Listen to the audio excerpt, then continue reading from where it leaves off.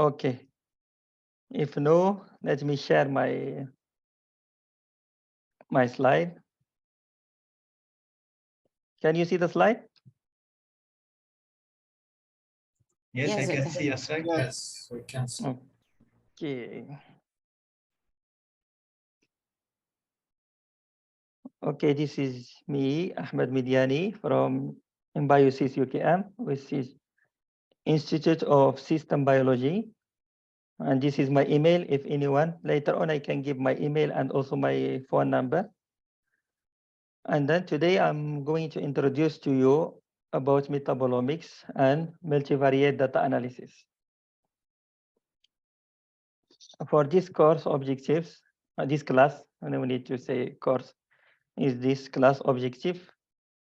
Maybe can give some understanding about metabolomics, just basic definition, and also about multivariate data analysis. You will see that there is two-way supervised and unsupervised method. But today we will focus on unsupervised method, which is PCA, which is principal component analysis, and also some hands-on on metabolomic data analysis using multivariate data analysis. Okay, as definition, metabolomics is a comprehensive tool for evaluating the metabolite variation of organism under various conditions. If they have any sample that have different sample, let's see, different extract, different drying methods, or different sample taking collected from different places, can use metabolomics and also multivariate data analysis. And metabolomics is a tool coupled to statistical analysis. The statistical analysis is multivariate data analysis. Also, metabolomics can do quantitative and qualitative analysis that has been used for monitoring plant metabolic variation. Can use for any sample like plant and biological sample like the urine or the blood. Even the sample from environment also can be used. And also the metabolomics is the area of research which strives to obtain complete metabolic fingerprints.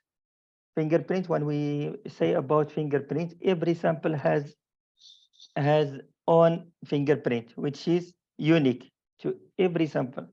And it is different from all the samples. That's why even the human has different fingerprints. The metabolite also will have different print. Different sample has different metabolite, which change from different person to another. Then we call it as fingerprint. This one can be used to detect the differences between them and provide a hypothesis to explain those differences. This one can be from the design. When you design your experiment, you will see that you have different group and every group has different replicates. Then you will see how they are different from each other. And then for the statistical analysis, always we need to have a replicate. Later on, I will show this thing. And the metabolome is the downstream product of the gene expression. This one, I don't want to emphasize too much about it because I think this is too deep. And then only just to show between what is the difference between the genomics, proteomics, and the metabolomics. Metabolomics is the downstream of the gene expression, which show what has happened and it is happening. That's why the advantage of metabolomics compared to other omics study, it can show whatever changes happen on the way between the gene, the proteins, and the metabolomics. The metabolite, whatever changes happen in between, it will be reflected to the metabolite. Later on, if you want to ask any questions, you can. You can even stop me anytime if you don't understand something. Then for the metabolite, there is two types of metabolite, which is the primary metabolite, which is directly involved in the normal growth, development, and reproduction. for the human, we have only the primary metabolite. But for the secondary metabolite, we will get it from the plant or from other living organisms, like the sugar, the amino acid, the sugar, we have it for as a primary metabolite. But for others like alkaloids, flavonoids, and other compound can be obtained from the plant or from other living organisms. This one also I don't want to focus too much on it. Just give brief explanation about it. And also for the outlines for metabolomics, when we have the sampling, when we get the sample for the sample collection, we need to do sampling or collection. And then for the design, when you design your experiment, you must have replication for the sake of statistical analysis. If you don't have replication, you cannot trust your result. And then this replication is either biological or technical replication. Later on, I have a slide. It give explanation about what is the difference between biological and technical replication. And the sample preparation, you need to extract the sample. For the plant, you need to extract before you conduct the experiment or the analysis. And then this sample preparation, there is pre-treatment and analysis. Later on, also we will show. The data acquisition, this is a tool what you use to analyze your sample. For us, most of the time, for the plant sample, we use HPLC, LCMS, GCMS, NMR, or FTAR. This one can be used to do the data acquisition. After you have the data acquisition, you will have too much sample. Then you need to do the data pre-processing. What is the effect of the data pre-processing? Because some of the sample, when you run it at the same time, there is some shifting or there is a alignment. You need to do it to normalize and to have the same data for all the sample. Because the system need to understand the data. Sometimes if the peaks are shifted, the system will treat them as different samples or different peak. That's why you need to do data pre-processing. Before we go for multivariate data analysis, which is statistical analysis.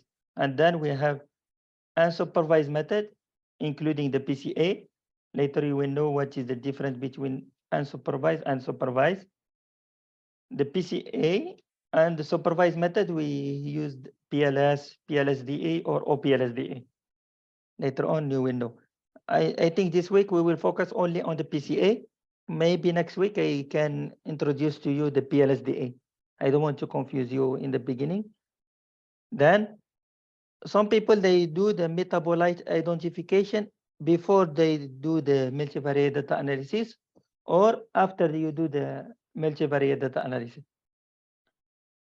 It has its advantage and disadvantage, but sometimes if you just want to see the differences between all the sample and you detect what are the significant compound, then you just go focus on that compound that they are significant and you do the identification. No need to waste your time.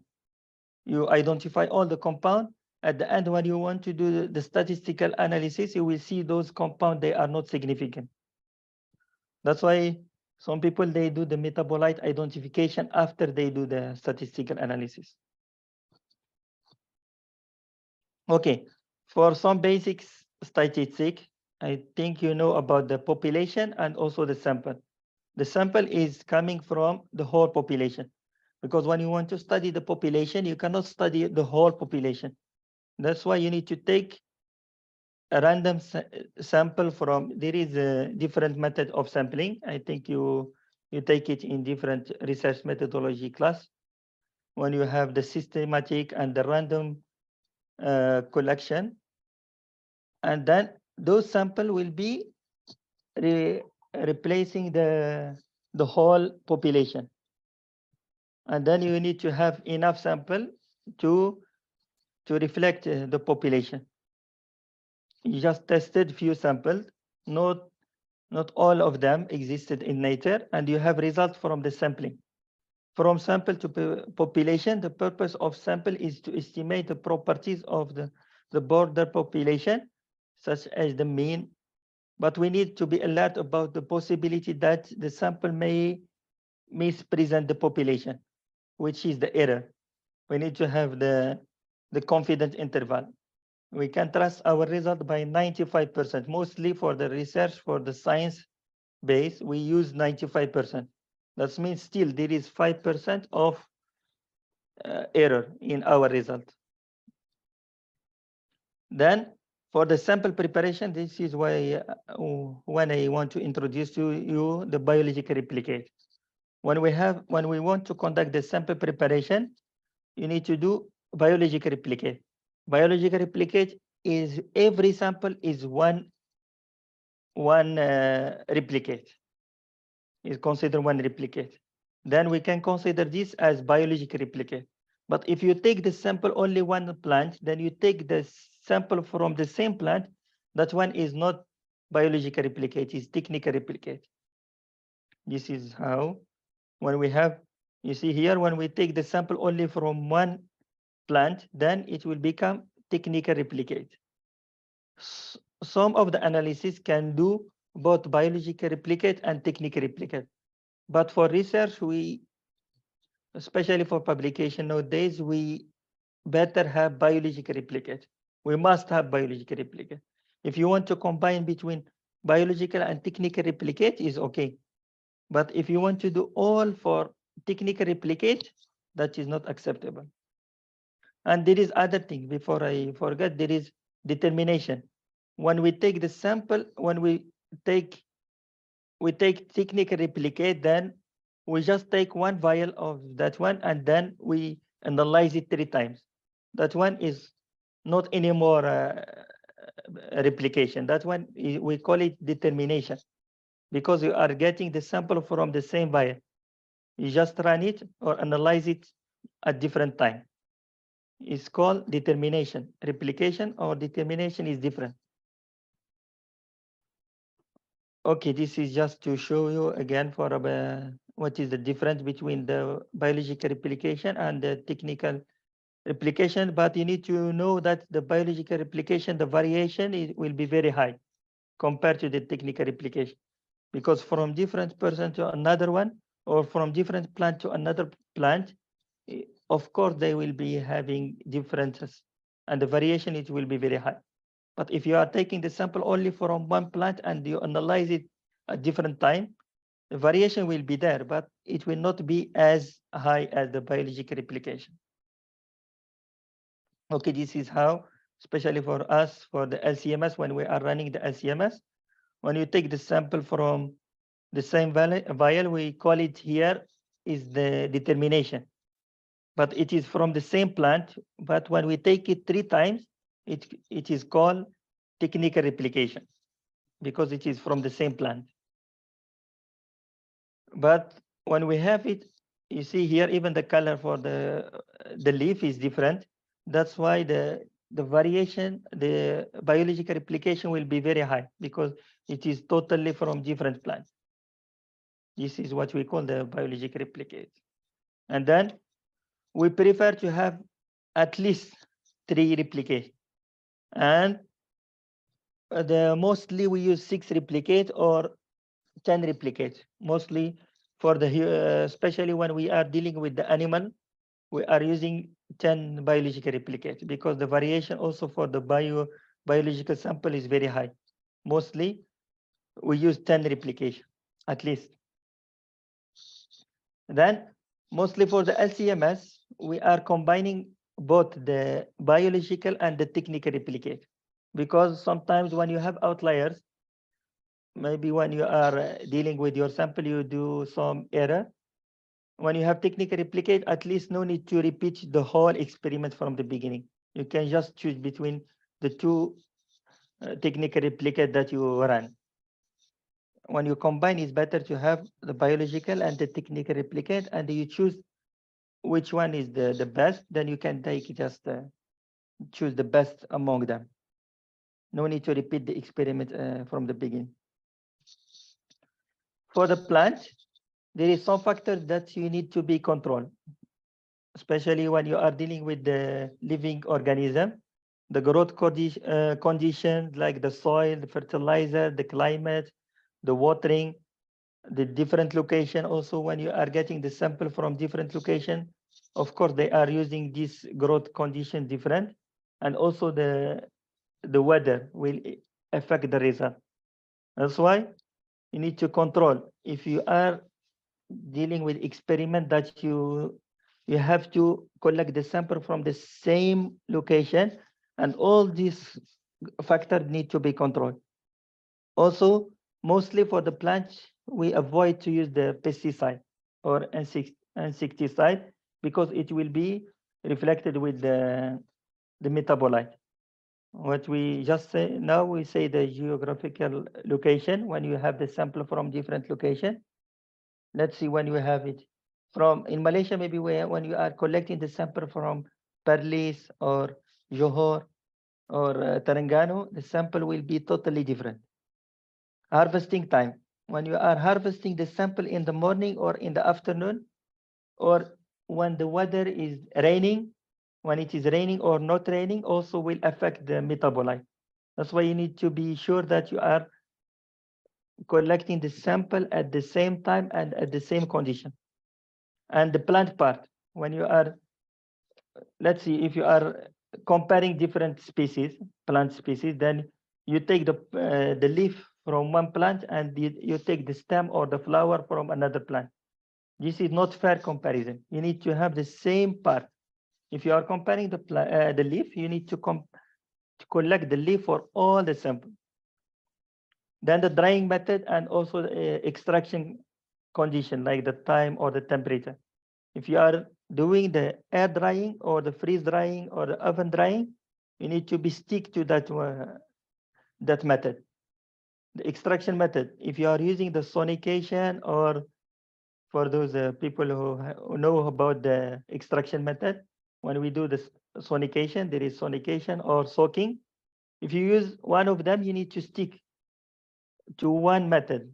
You cannot extract one sample with the sonication, another sample you extract it with the soaking. It's not fair comparison. You need to stick to one method. If you want, sometimes if you want to compare between different methods and you optimize and you see which method is the best, is okay. This is one I mentioned about the different parts. If you collect the fruit, the leaf, the stem, or the roots, even the seed will be totally different. The result will be totally different, and the metabolite will be, if it is not different in terms of the metabolite, the concentration will be different. And also the growth stages between the flowering stage, before the flowering stage, or after the flowering stage, it will be having different metabolite concentration or even different metabolite. Okay, the solution sometimes is to plant your own sample. For us, during my master or PhD, I plant my own sample and I can control. Of course, you cannot control all the conditions, but at least you can limit them or you can reduce the variation. This is the metabolic analysis for the whole outline. When you have the biological knowledge, you need to have the biological knowledge about the, and then you need to design your experiment properly, because you want to compare between different species. Let's see, you want to see every the marker. We go read the marker. Every plant or different species will have marker compound. When you are the comparing between them, you will see which compound is contributing to the difference between each species, and you will know that one is the marker compound. If it is really significantly differentiating that sample from another, we call it the marker compound. That means that compound is found only in that species. Later you will see how this it can be done. The study of quantitative analysis, because sometimes you will not see let's see, if you are comparing the same plant and different concentration, when you are extracting the plant, the same plant with different concentration of the same solvent. Let's see, we are extracting with 50% ethanol, 80% ethanol, 100% ethanol. Then sometimes you will find the same compound, but the concentration different of between the sample that it will make them different. We can do qualitative or quantitative. Qualitative, that means the compound is totally different. They have different compound. But the quantitative, they have the same compound, but the different in the concentration. The content is different. Then metabolomic can do both the quantitative and qualitative. And then it can be related to the genetic or environmental changes. Whatever change for the genetic or environment can be detected by the metabolomics and can do the difference and comparison between them. Okay, this is when we introduce the multivariate data analysis. After we run the sample, let's see, we are using the FTIR or HPLC, we will have too much data from that because so many compound with many peaks. Let's see, if you are only running the HPLC, the plant sample has 1,000 compound. Every compound will have at least one peak. When you have one peak, then you are comparing, let's see, you are comparing 10 different species. Every species has 1,000 compound. That means 1,000 peak. Then to compare by your eyes is not, you cannot do it by the naked eyes. You need to have some advanced statistical analysis to be done to do the comparison between them. Then multivariate data analysis is introduced to do that. But before that, we mentioned that you need to do the data acquisition and the data pre-processing. The data treatment that's very critical. But in this class, we will not focus on this. We just focus on the SIMCA, which is multivariate data analysis. The multivariate data analysis can be done by the SIMCA. Later, I will show you how to do by SIMCA. Meta-analysis is free software, can be used also online. But SIMCA is paid software, but you can have a license for 1 month because the presentation in SIMCA is very nice and very easy to, and easy user friendly also. Okay, then you should know that the data that you produce to the model, which is the multivariate data analysis, if it is rubbish, you will get rubbish result. That's why very important to process your data before you introduce it to the multivariate data analysis. You do pre-processing and pre-treatment. And also the sample preparation is very critical also. If you don't properly prepare your sample following the protocol, you will not get the good result. And then you need to be very consistent with all the sample. If you do for one sample, you need to follow the same method and you need to do it at the same time. Then if the data is nice, but the model is not properly chosen, because if you, let's see, if you have so many compound and then there is, if you don't use the multivariate data analysis, which is, you just want to use ANOVA or any other software, then the result cannot be done using that model. That's why multivariate data analysis is very good in when you have big data. This is the data when we have it from the HPLC or from the NMR. Then let's see, only for this Excel file, when you convert the data to the Excel, because the SIMCA can read the Excel file, then you will see that you have 1,000 or more than 1,000 compound, which is later on we will introduce to you the X variable. We call it the X variable. And then you have 10, let's see, you are comparing between 10 species. Every species has 6 replicates. That means you have 60 sample. 60 sample and every sample has 1,000 compound. It's not easy to do it by your eye.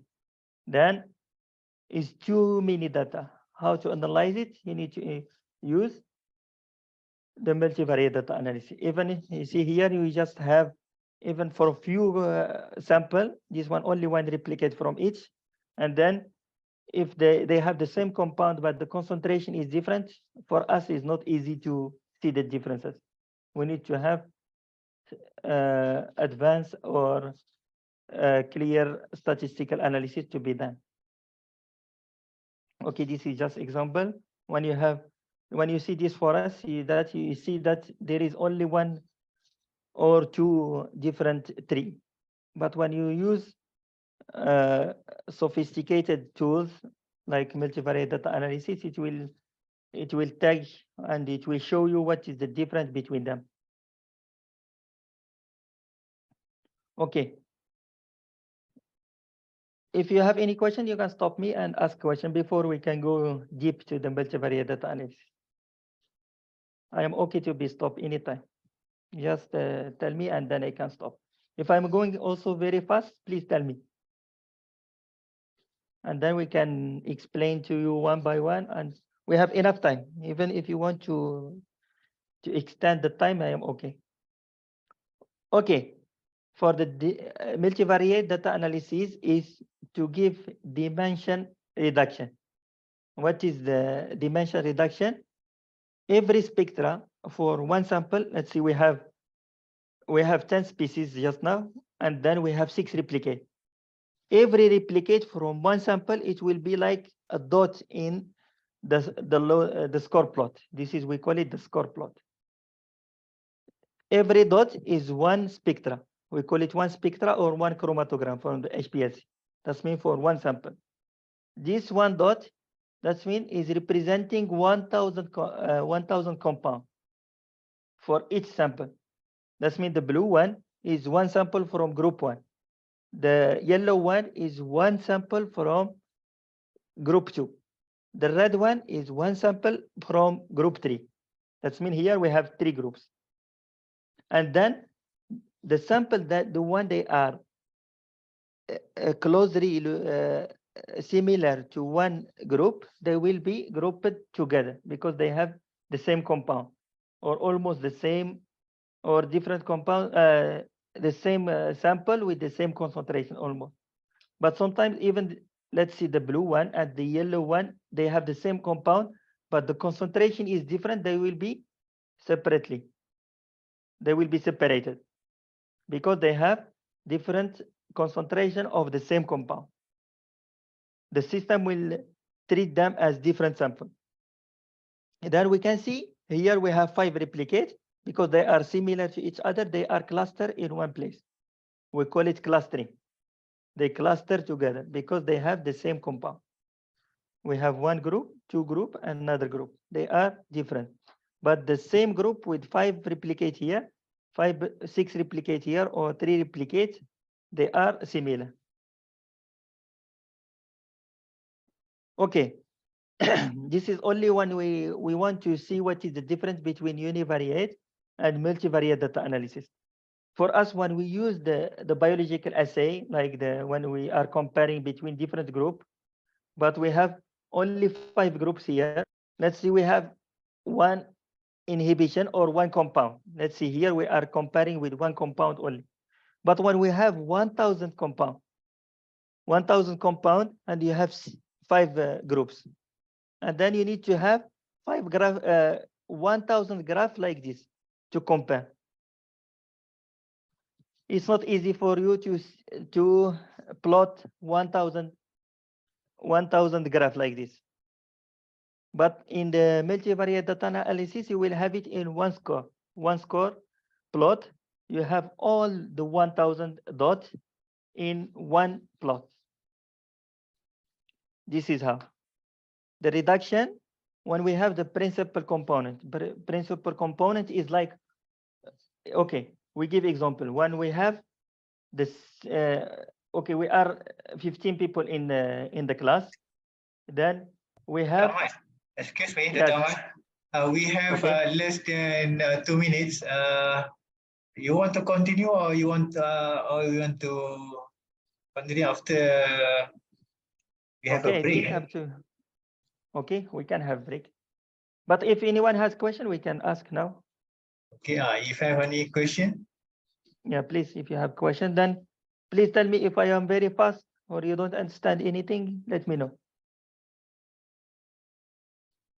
I have one question, Dr. Ahmad. Usually Okay, for please. PCA, Okay. for the analysis, usually if you analyze your data using HPLC GC, for the PC Okay. you can use only from one instrument, or you can combine the instrument, the data from it. Okay, you can correlate the result. You have different instrument. Then you want to see the difference between one instrument to another. Then you can correlate the data. Okay. That's when we will use the PLS later on. I will introduce you to the PLS. Okay. You can do the two model, one model for the GCMS data and one model for the HPLC data, and then you can correlate and see which metabolite they are correlating to each other. Then you can see the difference. I think we have less than 1 minute. We continue at 7:30, I think. Okay. Okay. Okay. Okay. We start at 7:30. Okay. I think, okay, I hope you understand. It's everyone. Okay, sorry. Every dot is one spectra or one chromatogram. Then the reduction is, it happened in the score plot. We call it the score plot. Then the score plot is two-dimensional, is PC1 against PC2. Then just now I want to give you example that if we are 15 in the group, then one person will come and see the difference between us. The first PC will have the highest chance to see the highest variation among us. Then whatever variation mentioned by the first PC, the second PC cannot mention about it. Let's see if the first PC say the race is different between us, then the second PC cannot mention about that. It's the same thing when we are talking about the compound. If the first PC mentioned that there is difference in certain compound like quercetin or rutin, the second PC cannot mention about that compound because it's already mentioned by the first PC. And we will see later on in the multivariate data analysis that the first PC has the highest variation to explain the data variation. We will show it to you later on. Then this is just to show that they reduce to the principal component. And then for the multivariate data analysis to come out with the score plot, we need at least to have two-dimensional PC1 against PC2. Multivariate data analysis, many statistical technique focus on just one or two variables. We can even use one or two variables. Each one can be done by ANOVA, but multivariate data analysis also can do it. But if more than 5 cannot be done by the univariate, it can be only done by the multivariate data analysis because it's comparing different variable at the same time. It's also used to study more complex sets data, the big data, than what univariate method can handle. Many variable at one time. Just now we say we have 10 sample, they have 6 replicate and also 1,000 variables. This cannot be done by univariate data analysis. We need to use the multivariate data analysis. And why we use multivariate data analysis? Need to measure many things, many variables, many properties of the system or process at the same time. Hence, the data collected are big data, which is multivariate with multivariables, measure on multi-sample at multiple time points.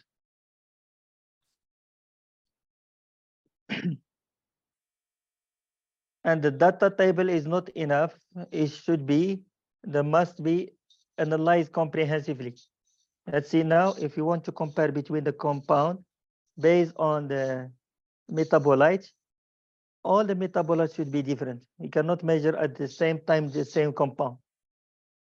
And let's see, we just have the same compound when we want to measure it as different variables. We need to have different compound. And then the tools or the platform that you are using should be analyzing the sample comprehensively based on the metabolite. If you are using the HPLC, it should have enough information about the sample to be differences. I cannot mention that this platform can analyze only one compound. You should measure or analyze as much as possible data from the sample and differences to see the differences. This type of analysis is almost and always performed with software. SPSS can do multivariate data analysis, SIMCA, metabo analysis, but for me, I prefer to use SIMCA because the presentation is very nice and user friendly, and also it is very practical. As working with even the smallest data of set can be overwhelming by hand. You cannot do it by hand. You need to do using the software. And there is three basic problem types when we are using the multivariate data analysis. Then we can use let's just now I say when we have different compound or different peaks from the HPLC, we always in the SIMCA or the multivariate data analysis, we call it the X variables. You will see that we have difference between the X variable and the Y variable. When we are doing the PCA, we will just talk about the X variables. We will not mention anything about the Y variables because the Y variables only when we want to correlate. Just now when Dr. Jafar said, when we have different data, we have data from GCMS and data from HPLC. Then we want to do the multivariate data analysis. We need to use one data as the X variables, which is the main data.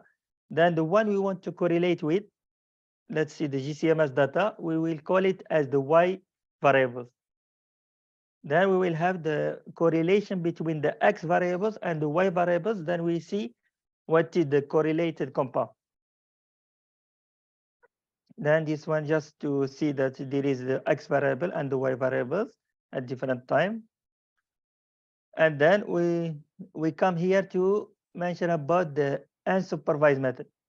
Unsupervised analysis is blind. When we introduce the sample or all the group to the system, which is SIMCA, then we want the SIMCA to differentiate between the sample. We don't tell anything about our data. We didn't mention this is group 1, this is group 2, or this is species 1 or species 2. We just give all the data to the system, and we want the system to differentiate between them. Whatever is they are having this similarity, they will be clustered together. Whatever they have differences, they will be separated from the first group. Then in that case, we will have different group. Here we can use the PCA and also the HCA. HCA, which is a hierarchical cluster analysis, or the heat map. This is unsupervised method. But when we come to the supervised method, the PLS is one of the supervised method, because we already know that this data is coming from GCMS and the other data is coming from the HPLC. The system already know that there is two different data sets. Then each one want to make correlation. Or when we have, let's see, most of the time when we have the bioactivity, we have the bioactivity that we run it by the different assay. Then we have the compound that's making the difference. And when we correlate the bioactivity of those samples to the compound, and we want to see which compound is contributing to that activity. The one correlated with the bioactivity with the highest activity, it will call the bioactive compound, because that compound is the one contributing to the activity. Because of that compound, the activity of that sample is higher. Let's see, we have 3 different samples. The first one is very active. The second one is medium. The other one is not active. Then when we correlate, we know what compound make them different. Then when we correlate with the bioactivity and we correlate the one very high in the activity, we will see all the compound that make that group different from others. Those compound, we call them as the bioactive compound because they are making that group highest in that activity. That's why we we suggest that that compound, they are the bioactive compound of that sample. Do you understand this one? You can ask if you don't understand. Later we will show in the hands-on, you will see it. But today we will not focus on the PLS because today only on PCA. Okay, this is how the data will be presented. We call it the score plot. We have the score plot and the loading plot. In the multivariate data analysis, you always see there is PCA score plot and PCA loading plot. The score plot, you will see only the sample. If you have, let's say just now we say we have 10 different samples, and every sample has 6 replicates. That means we will have 60 dots on the score plot. Exactly 60 dots. If you have outliers, it will go out from this ellipse. But when we give the data all to because this is an unsupervised method, we just put all the data in the system and we ask the system to differentiate between them. You can see that the one they are in blue, they are one group. This one, the orange, the green. If we have 10 different groups, then they are having 6 replicates. That means we'll have 60 dots on this. Every one dot is one sample. If the all this, then in the loading plot, we will see what are the variables, that means the compound, that make this sample different from each other. And always the score and the loading plot are complementary to each other. Here, because we have many samples, let's see, we have 8 or 9 samples here, 9 different groups. Then whatever in the left position, we will go to the same position in the loading plot. All the compound signal that they are in the same position, they are contributing to the separation of the blue group. That means this cluster, because this group is cluster far from other sample. That means in the left quadrant here, sorry, in the left, whatever compound in this position, they are contributing to the separation of group, the blue group here. Then in the down there, the compound, they are contributing to this group, to the one on the bottom. It comes by position because they are complementary to each other. It comes by position. And also this compound, the one they are contributing to the blue, the one they are in this position, in the left position here in this quadrant, there is 2 possibilities. Either this compound, they are only unique to this group, or they have the highest concentration compared to other group. There is 2 possibilities. Either they are unique to this group. That's mean, let's see, we have the routine can be found only in this group, or the quercetin. We will see this compound only in this position because it is unique to this group. It will not be in other groups. Or if the concentration is higher in this group compared to other, also it will be in this position. Okay, understand? Then for the outliers, we can see this, the green one, the one on the top there, it is coming out from the ellipse. We can know that this one is outlier, but because it is with this in the same place with the group, the green color group, they are not very far, then maybe it will not be critical outlier. We still can leave it in the system. No need to remove it from the system. Still can be acceptable. Later I will show you how to analyze the outliers. There is a method how to analyze the outlier to see is it critical or non-critical. If non-critical, you just leave it in the system. If it is If it is critical, it must be removed from the system because it will affect our data. Okay. And this is when we have the data in NMR or HPLC, when we convert it to the Excel file, we will have it like in this format.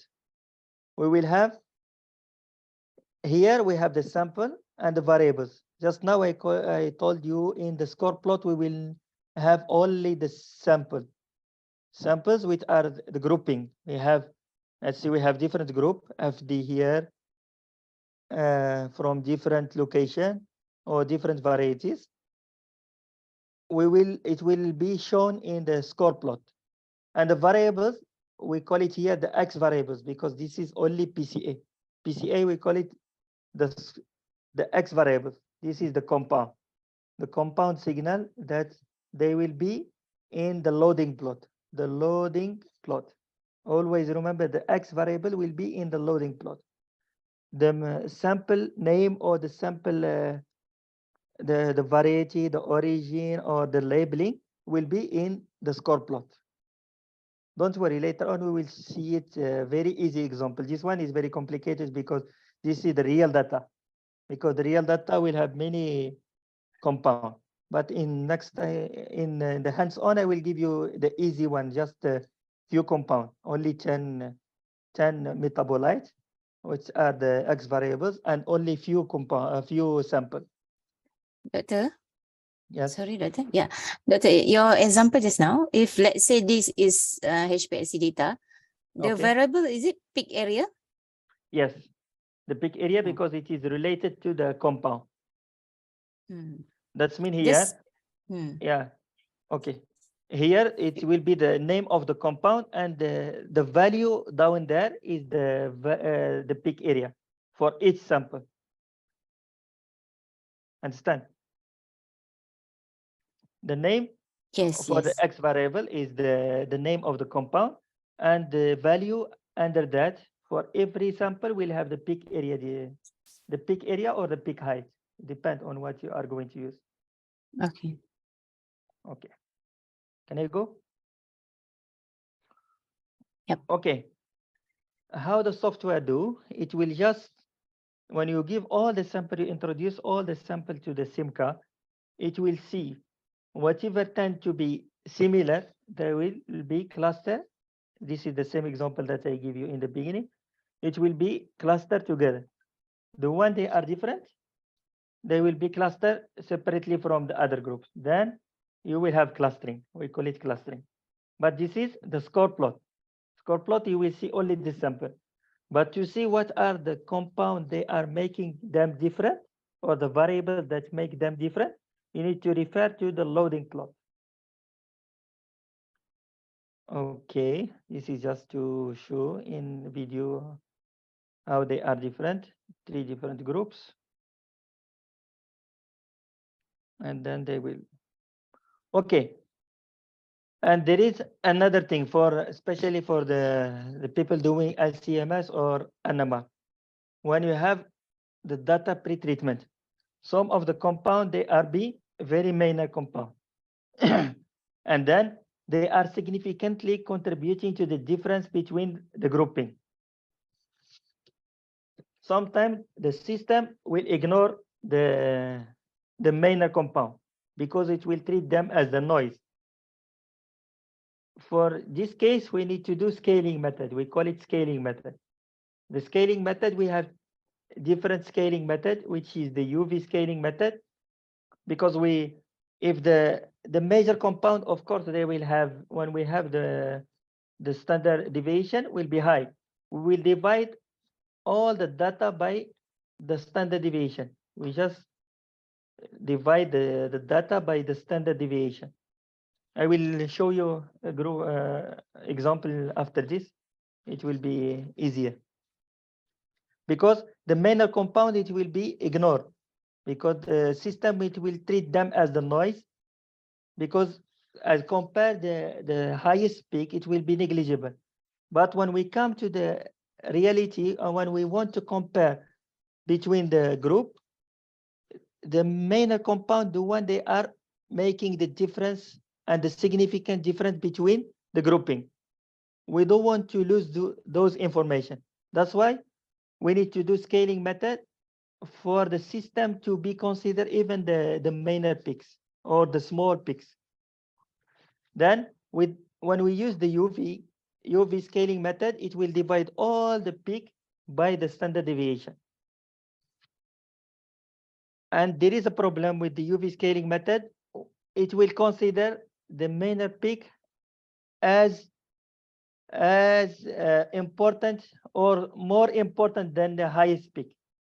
Sometimes it is not good, this one. We need to use another scaling method, which is Pareto scaling method. Sometimes we just need to compare between the UV scaling method and the Pareto scaling method. And we see which one is good.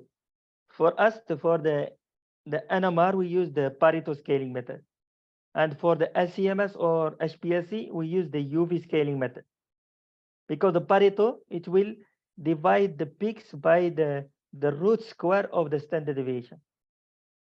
It will make the small peaks important, but it will not make it as important or more important than the highest peak. It will still consider the highest peak as important than the small peaks, but it will not ignore the small peaks. It will still consider the small peaks because we don't want to lose those information. Okay, when we have no scaling method, of course it will ignore the small peaks and it will not be considered for the system. Then this is the example. Okay, let's see. We have 3 different data sets. This is one data one, which is, let's see, the peak area or the value is 1 million. The other one is 10,000. The other one is the mean is 0.1. If we don't use any scaling method, of course 0.1 compared to 1 million, it will be ignored.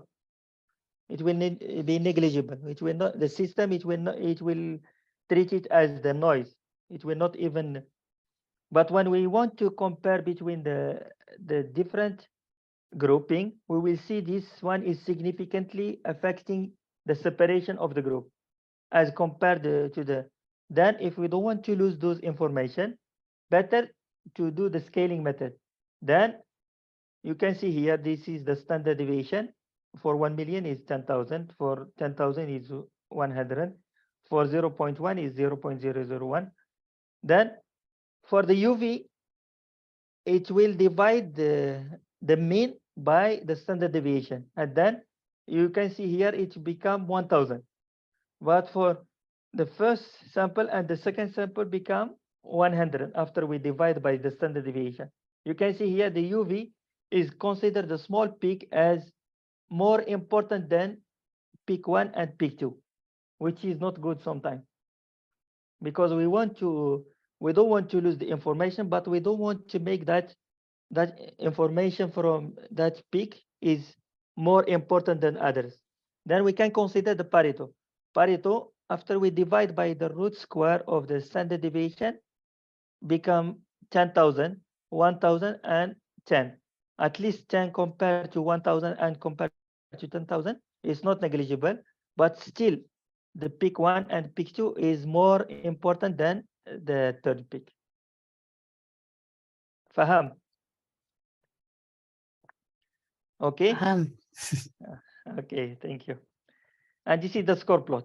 When we have the score plot in the Simca, this is how the presentation, and when we just one click, you will get when you introduce the data to the system, one click, it will give you the score plot and it will give you all the clustering. If they are here, we have different species. When we click on the score plot, it will give you all the sample and what make them different. And you can see here, the variation here, PC1 is explaining the variation of 37.6%.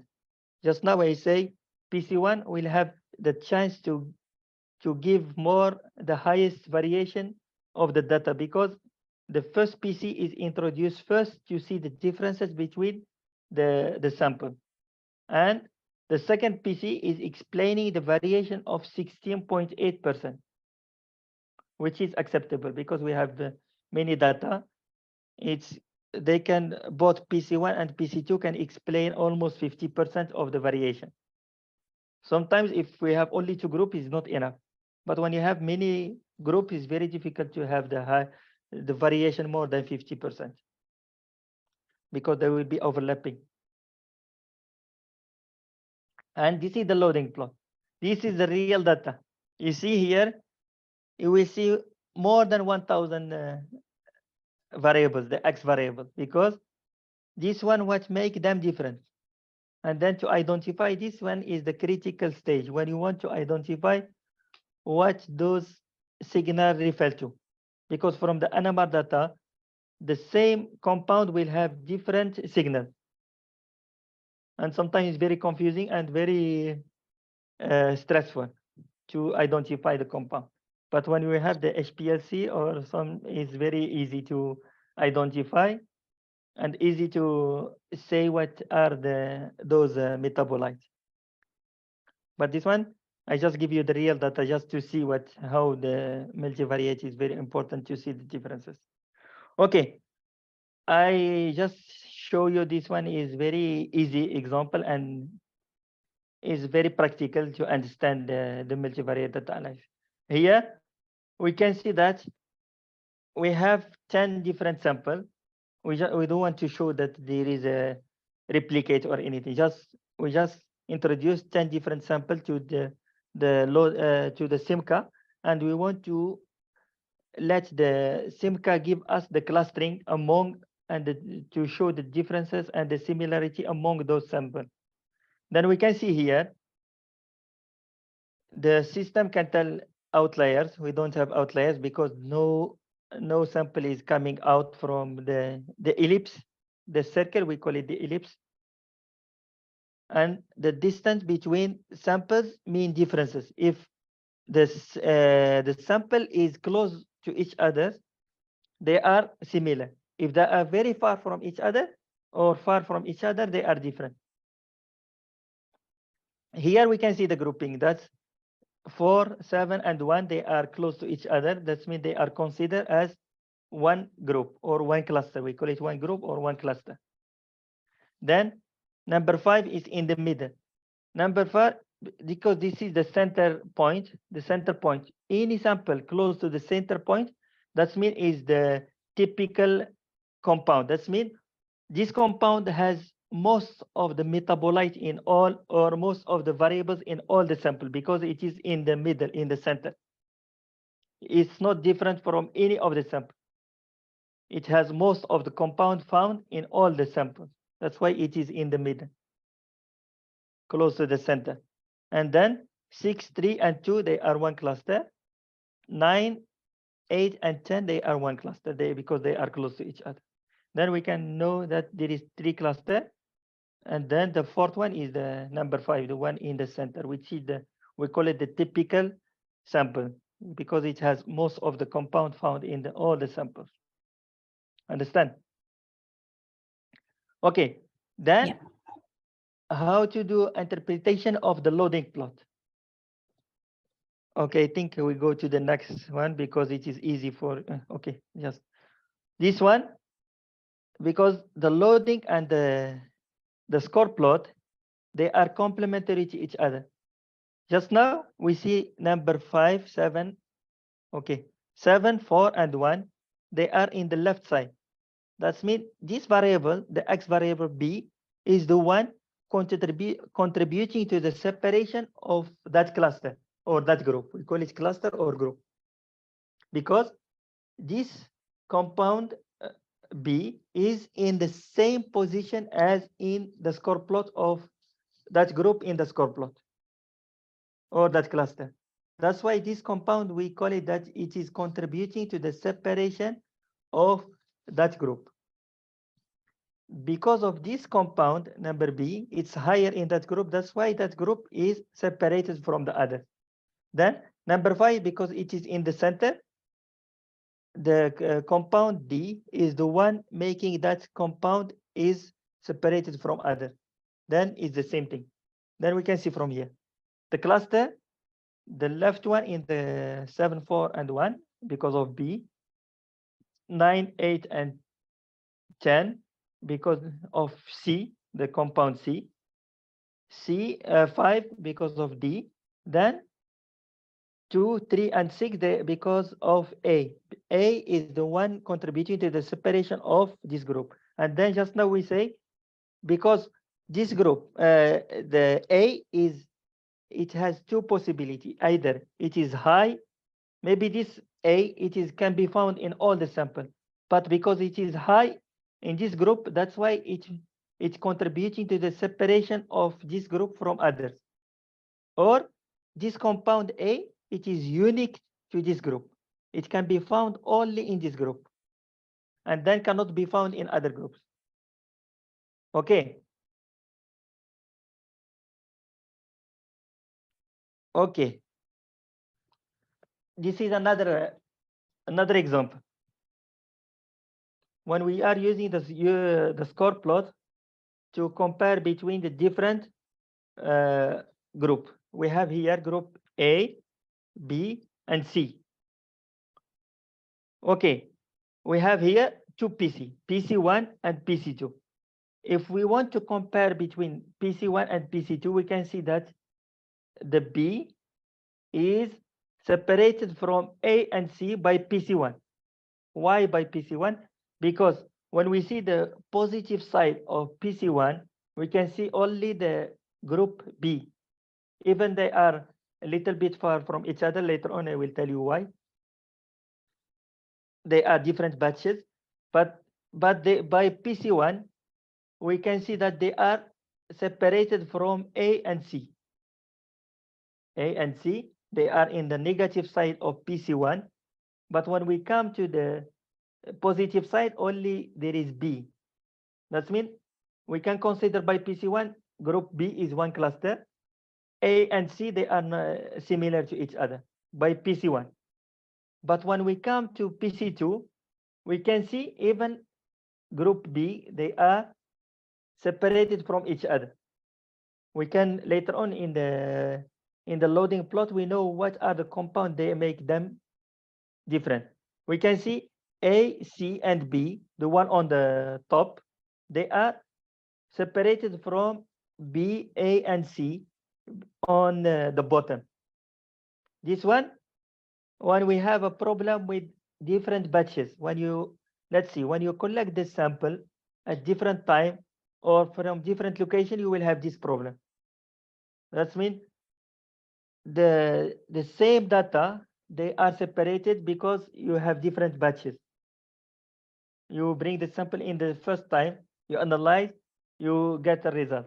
Then the second time when you bring the sample from different, maybe different location, or you analyze it at different time, or you collect it at different time, you will have this problem of the data. We have it in the real. Last time when we do the analysis, also we have this problem. Then we need to solve that problem, and then you need to repeat the analysis.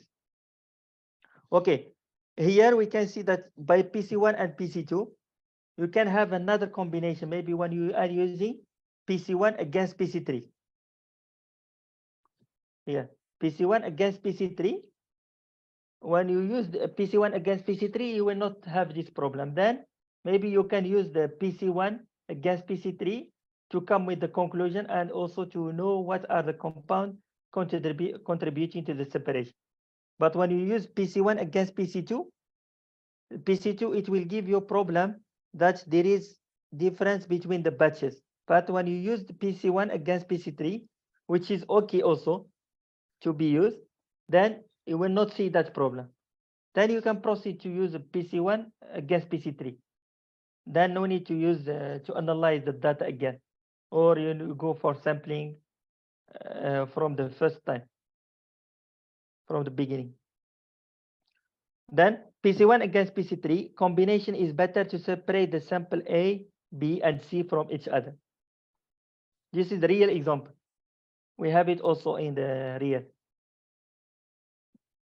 Okay. How we can obtain the information about metabolites that are responsible for the discrimination? I already told you just now. But when you see from the the loading score plot and the loading plot, you can see this one by position. I say 3.2 here, they are contributing to the separation of C because they are in the same position. That means the one they are going to the top, they are the one contributing to the separation of C. The one on the bottom here in this quadrant, we call it quadrant, the bottom quadrant, they are contributing to the separation of B. Then the one on the right side, they are contributing to the separation of B. Then the one in the middle, they are not significantly different because they are in the middle. They are the typical compound. They are found in all because they are not significant, because they are near to the center point. Ahmad, Yes. is it the A, B, and C represent something unique property of the compound? Which one? Like the higher in C, higher in B. This one indicate there's something unique about the compound, is it? Yes. Because the middle you That's mentioned right. is a typical. That means the compound is Not significant. typical. Oh, okay, I see. They are not significant. But the one they are on the same position far from the center, the one they are significantly contributing to the separation of that group. Okay, I see. If it is far from the center point, and then they are in the same position as the group, the one they are significantly contributing to the separation of that group. We need to mention significantly contributing. Okay. Okay. Sorry, Doctor, I want to ask, Okay. how do we know how many PC we need to generate? PC1, PC2, PC3? Okay. You can try always PC1 because it has the highest variation. We need to keep PC1 because we cannot ignore PC1 because it has the highest variation. Then you can try. If we have PC1 against PC2 can give you a very clear separation, then you can keep PC1 against PC2 because both of them will give the highest variation and then they explain most of the variation. If in our case, because here the separation by batches, it's affecting our data, then we can try to use PC1 against PC3. Then in our case here, we can see the separation is better, then we keep using PC1 and PC3. No need to go for other PC, just PC1 against PC3. Okay. Okay, thank you, Doctor. Welcome. Okay. Then, okay, there is another way how to present the data in column plot. In the column plot, but column plot compared to the loading plot, we call it the loading column plot. It's the same thing like the score plot, the loading scatter plot, but in here in the loading column plot, we just present one PC at one time. You see here, there is only PC1. That means here in the positive side of PC1 on the right side, whatever higher in this position, you will see it on the top of the column plot. All the compound, the one they are on the top, they are contributing to the separation of B. That means they are higher in B. The one. Excuse me, Dr. Ahmad. We have less than 1 minute. If we stop and then we start again using the same link. Okay, no problem. Okay.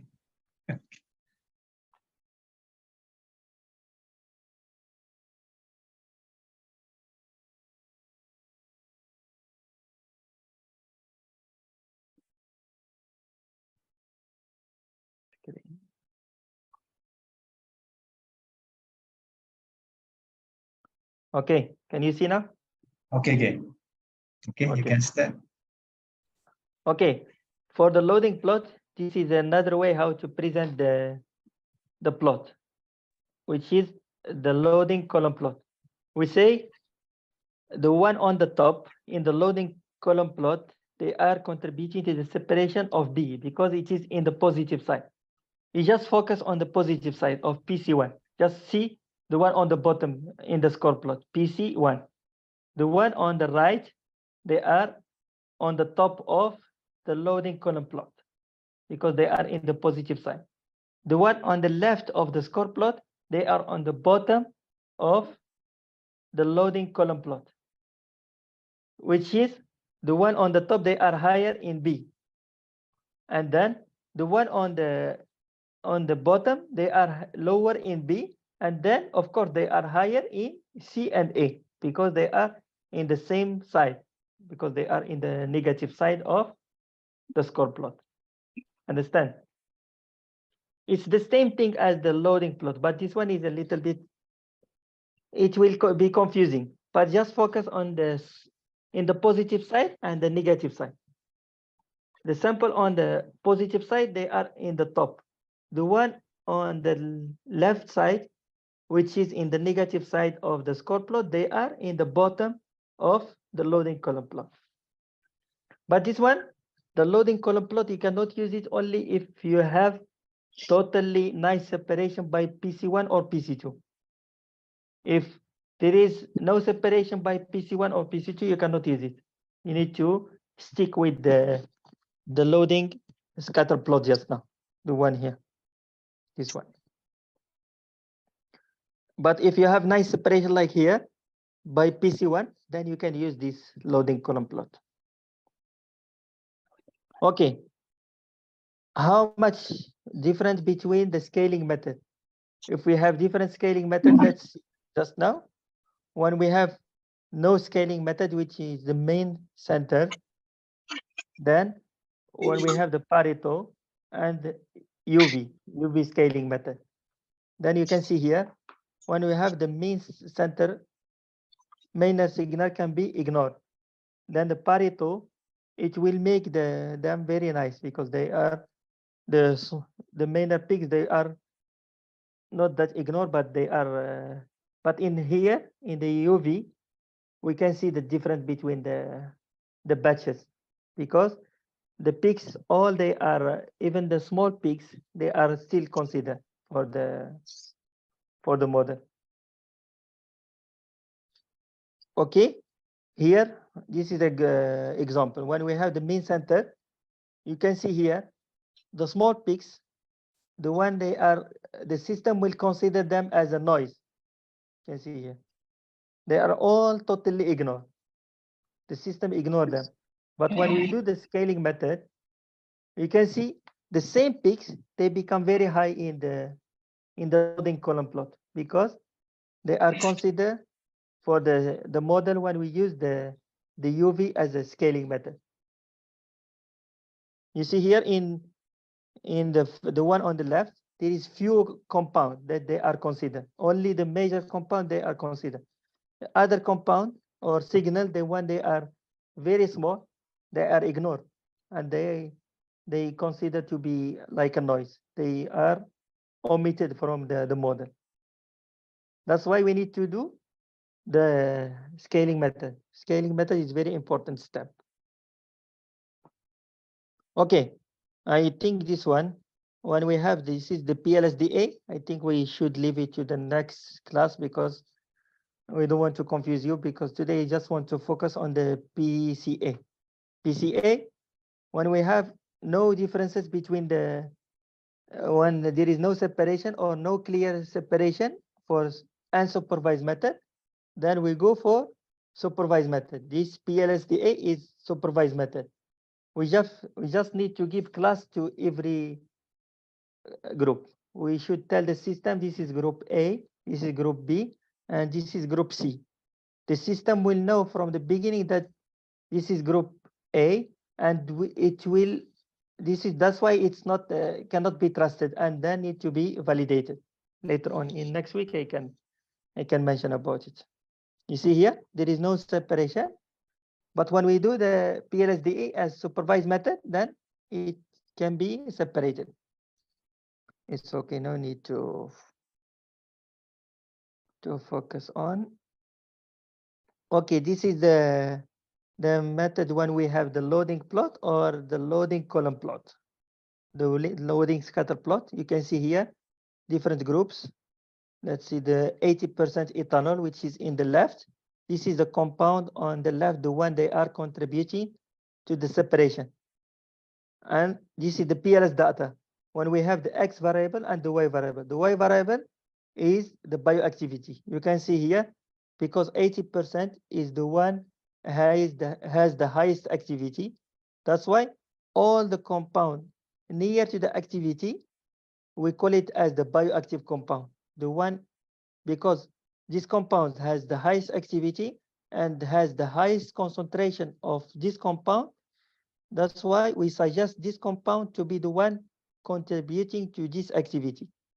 We call them as the chemical marker or the bioactive compound. The same thing here, you can see it in the, because you can see totally they are separated by PC1. We can present it as loading column plot here on the right. You can see all the one near to the bioactivity, the one they are in the same side with the bioactivity, the one they are the bioactive compound. Only epigenic, because it is in the other side, it is not contributing to the activity. And then later on, I will show you what is the difference between IC50 and 1 over IC50. This one, we leave it for next week. Okay, and then another thing for the column, loading column plot is to consider the error bar, which is cannot be seen in the loading scatter plot. When the error bar is not crossing the zero line, that means this compound can be trusted.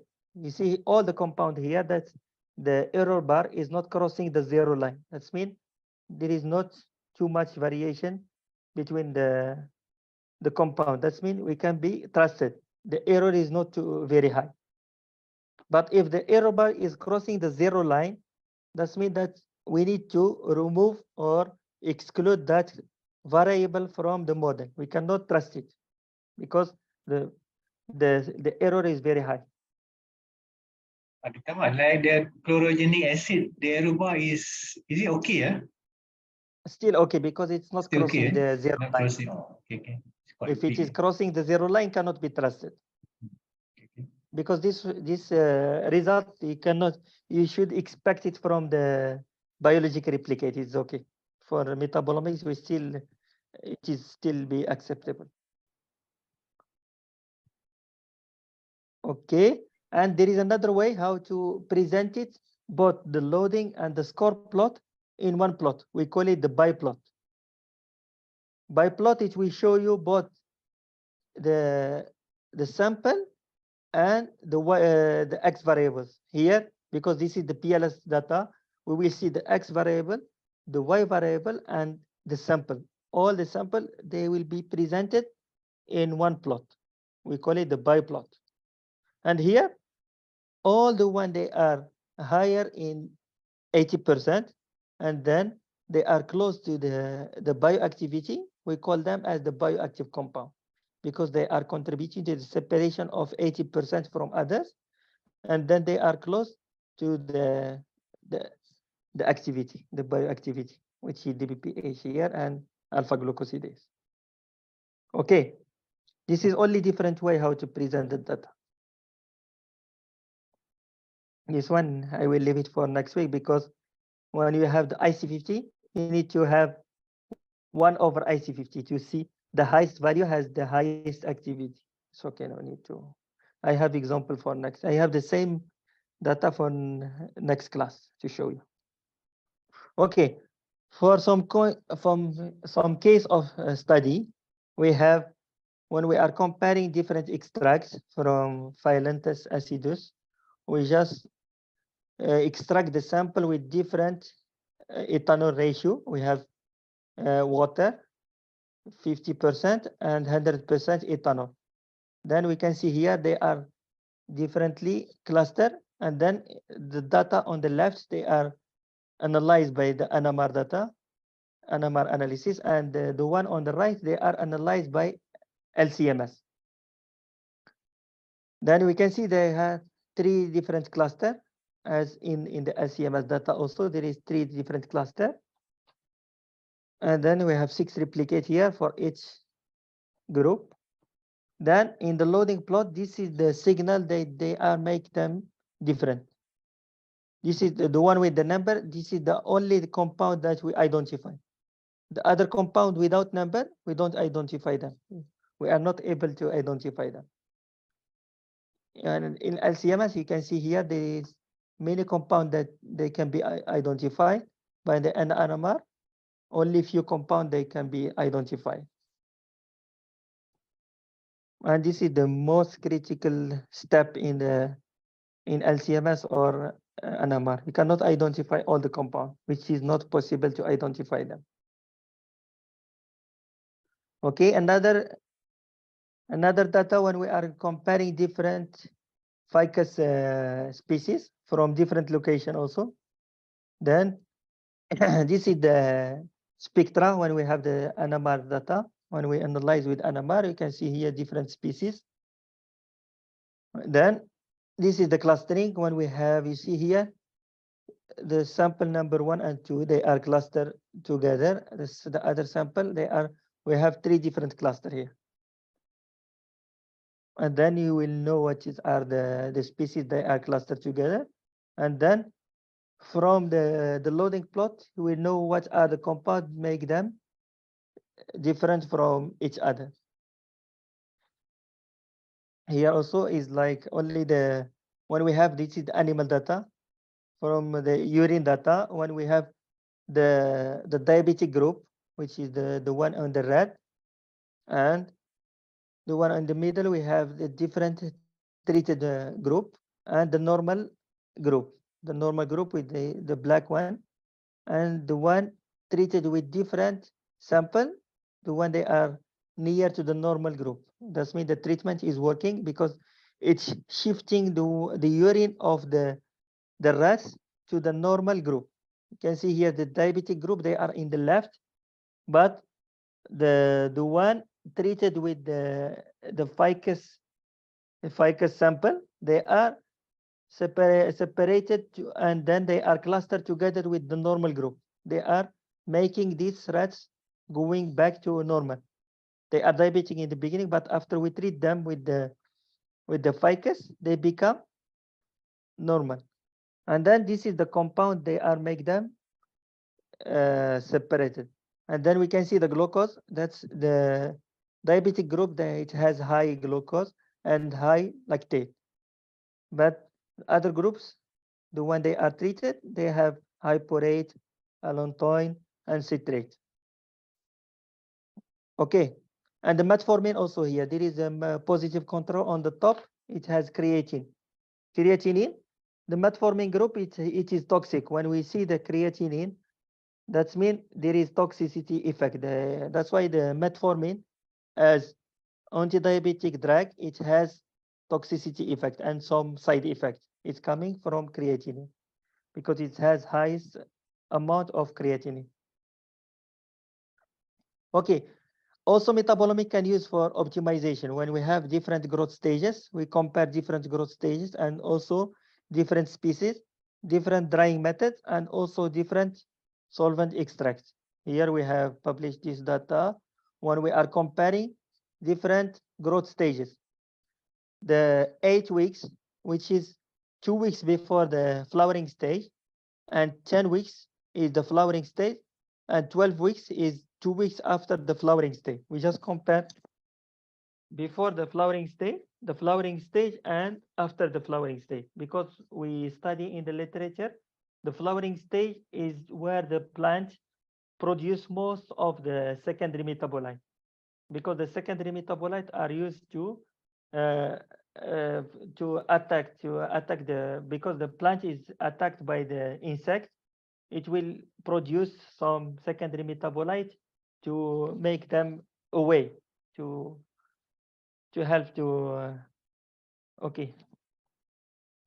Then we can see here the compound contributing to 8 weeks, which is on the left, and then the 1 to 10 weeks, which is on the top of the right.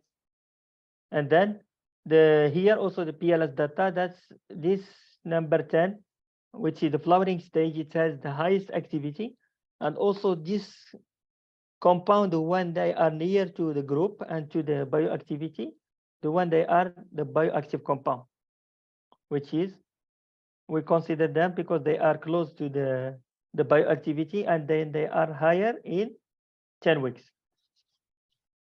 Okay, when we are comparing different drying method, we can see that the freeze drying, oven drying, and the air drying, they are totally separated from each other. The same sample, when we dry with different drying method, they are separately from each other. And then from the loading plot of PC1, we can see the one on the top, the one they are contributing to the separation of freeze drying, because they are on the positive side of PC1. And then the one on the negative side, they are contributing to the separation of oven and air drying. But when we go to the PC2, we can see that the oven drying on the top, it is separated from air drying and freeze drying. That means whatever on the top, like choline, alpha glucose, and phylangine, they are higher in oven drying because they are on the top, on the positive side of PC2.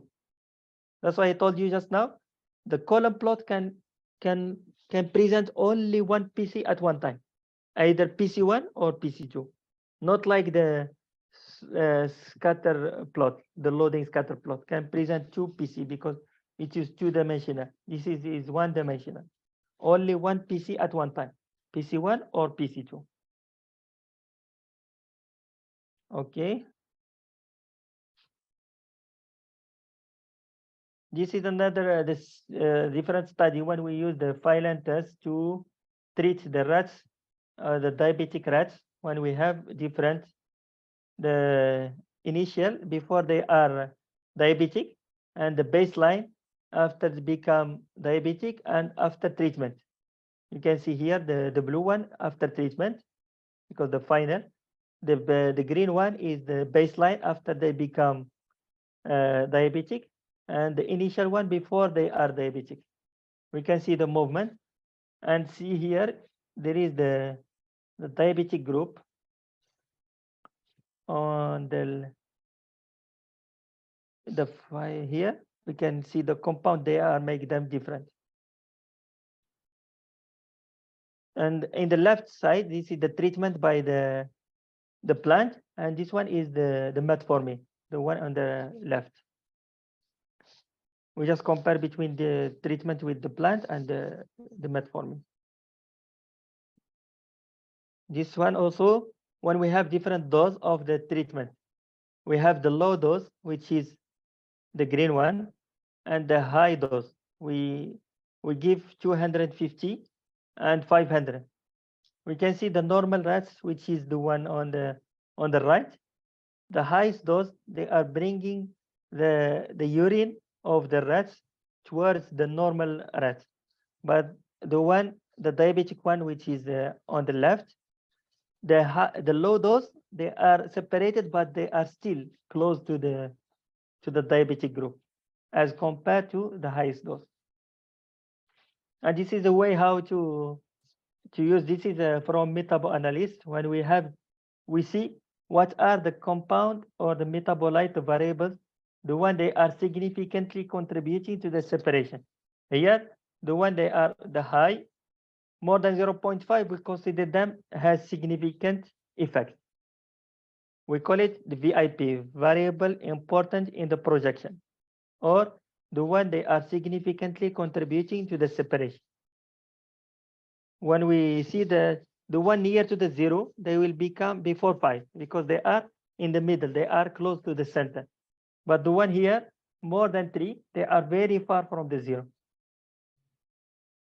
That's why they are significantly contributing to the separation. This is a way how to see the significant compound, the one contributing to the separation.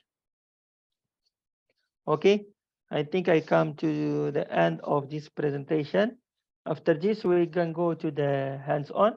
You want to take break, or you want to ask question first before we go to the hands-on, because we have 30 minutes for the hands-on, and then I will give you assignment for next week. Can we open for Q&A? If Yeah, anybody please. have a question. Doctor, the same data can we analyze using PLS and PCA? Yes. PLSDA, when you, okay, for the data, when you have the first time you want to introduce the data to the system, it's better to use unsupervised method, because the data can be trusted by unsupervised method without any validation. PCA, if the PCA cannot separate the data, maybe you can go for supervised method. Supervised method, which is the PLSDA. PLSDA, because you already introduced different grouping to the system. The system already know that this is group 1, group 2, and group 3. That information, the one you provide to the system, it will be biased, because the system already knows some information about your data. But for unsupervised method, you didn't give any clue or any information to the system. You just let the system to differentiate between your sample. Understand? Yep. Okay. This one, I think we can go for the PCA hands-on now. And later on, for next week, we can go for PLSDA. You will understand what is the difference between supervised and unsupervised. Any other question? If there is no question, that means you don't understand anything, or you understand everything. Which one?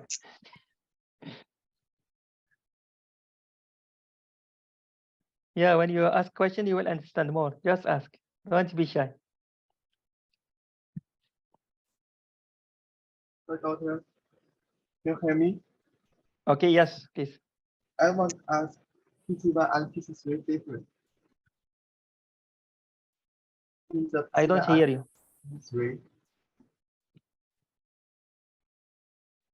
Yes, yes. I want to ask whether they have different. Your voice is coming and going. I cannot hear the question. You're not very Can you write clear. the question? The sound is not very clear. Can you repeat Yeah. your Can you question? write? Or you can write it in the chat box. Or you can write your question in the chat box. Okay. Hmm. Now, can you hear me? Okay. Yes, I want to ask PC1 and PC3 different. Or different What is that? of unsupervised The and difference supervised. between PC1 and PC3. Supervised and unsupervised. What is the difference? Is it?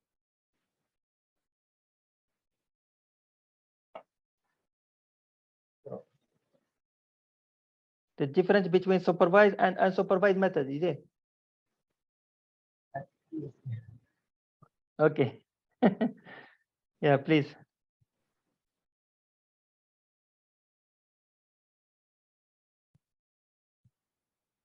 In the meantime, you can ask question if you have any other question.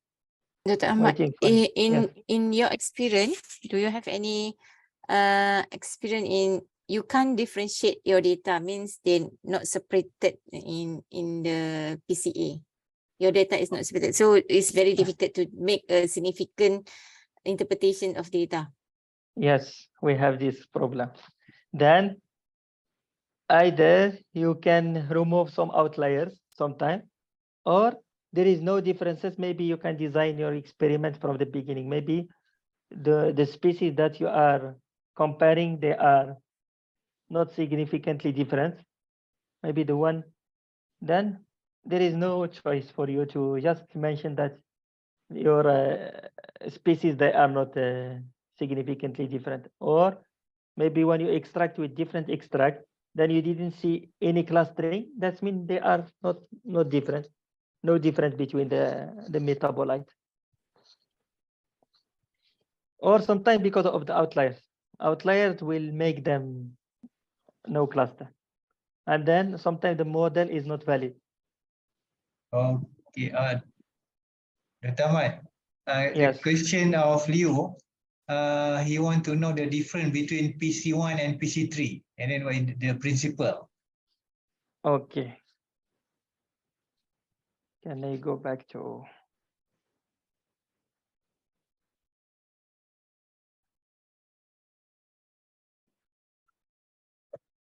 Okay, here. Okay, we say just now, when we introduce the first PC is the first vector that it is making the difference between, it will absorb whatever variation between the different group. When we introduce, let's see, just now I give you the example when someone come and ask that person to give the variation between us. Then if that PC, we call it as a PC1 because it is the first vector that introduced to the data. Then whatever variation absorbed by the first PC, we call it as by PC1. The variation, it has been explained by PC1. Then the second PC, when we introduce it, is after the first PC. When the first PC finish his job to explain the data, then we can introduce the second PC. The second PC, it will explain whatever information left by the first PC. If the first PC mentioned about the color, about our color is different, then the second PC cannot mention about that variable, can mention about other variables. Let's see, we have 10 different variables, which is the color, which is the hair, maybe the clothes that we are wearing. If the first PC explained 3 out of 10, the second PC can have the chance to tell about the other 7 variables left from the 10 variables. Then if the second PC explain another 2, that means only the 5 explained by first PC and the second PC. The third PC left only 5 variable to explain the data. Understand? The first PC is like the first person who come to differentiate between us. The second PC is introduced after the first PC. Then we need to introduce them one by one. And whatever variation is absorbed by the first PC cannot be told by the second PC. Then vice versa. Okay. Okay, Don't Leo, worry, this one we will. Leo, okay. Okay. Okay, thank you. Any other question before we go to the hands-on? Because the hands-on, I think there is not too much time. But if you want to extend the time for me, it's okay. No problem. Okay. No problem. Like this is night. The night is very long. Still can sleep anytime.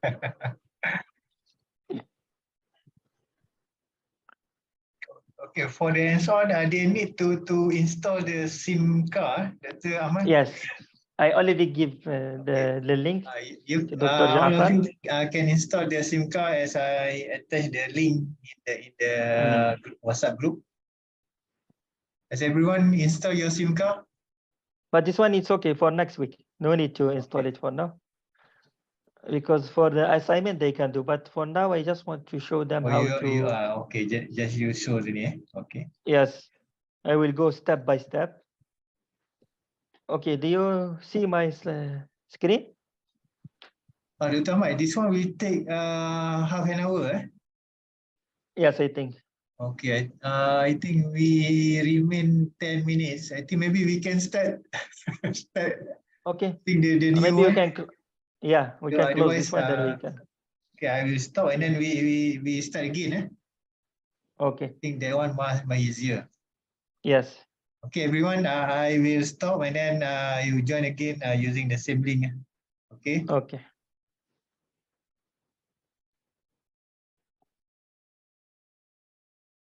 Then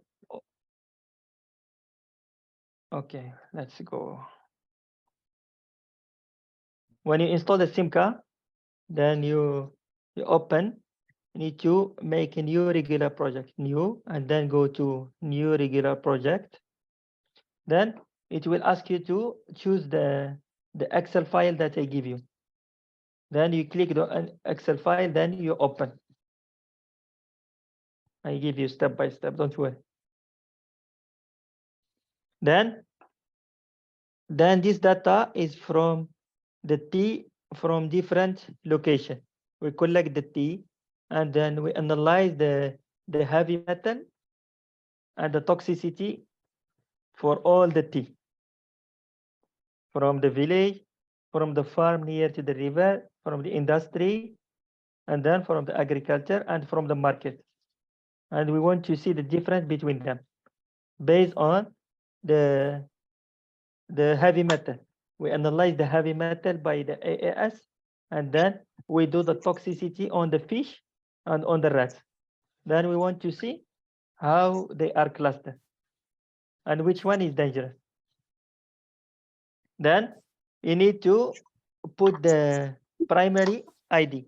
Okay, for the primary ID should be unique. For every sample should have different code or different number. Here, just put this one as the primary ID. For the observation, which is the sample, we need to have one primary ID. Then for the variables, we need to have one primary ID here. See, you can just go here, select the, but you have only one primary ID, then you can have the secondary ID as many as you can. Because here we have just give the code, different T has different code and different place, which is different ratio. Here just mention different place, the village, the farm. Then can later on this one in the scatter plot, you can choose how you want to differentiate your sample based on the ratio or based on the code. Later on you will see how. Then for the X variables, they will be automatically detected as the X variable because you didn't put any Y variable. They will be detected automatically. All the variables, they will be detected as the Y variable. But in our case, I don't want you here to put the X variables because we don't want to do PLS yet, because the toxicity on the fish and the toxicity on the rats supposed to be the Y variable. But for in this case, we don't want to put them as the Y variable. Just leave them as the X variable. Because they are, this one, all the data are by AAS, the heavy metal. But the toxicity on the fish, they are the Y variables because they are obtained or analyzed by other instruments. We cannot put them as the X variable. But in this case, I just want you to see, it's okay, just proceed with the PCA. Because if you put them as the Y variable, they will become automatically the PLS. Okay. Then when you put all the information, just put finish, because you will have, in the bottom here, you will see that there is no issue or no problem. Then finish import. Then you save. You save on SIMCA file. It will be like this. You just save it in whatever you want. You want to put in the desktop or in the same folder. It will be automatically saved in the same folder that you open. Then this is the data how to start. Click here to create a new model, new one or new model. Then you see here, it's automatically come with as a PCA because we don't have any Y variable and we don't put any class. Then the system detect this as the PCA because we don't have any information. The first thing the SIMCA will do is to create PCA model. Okay. When you have here, you see A is, we have this model can be explained by 3 PC. That means PC1, PC2, and PC3. When we double click on this one, on here you will see that we have 15 samples. N is 15.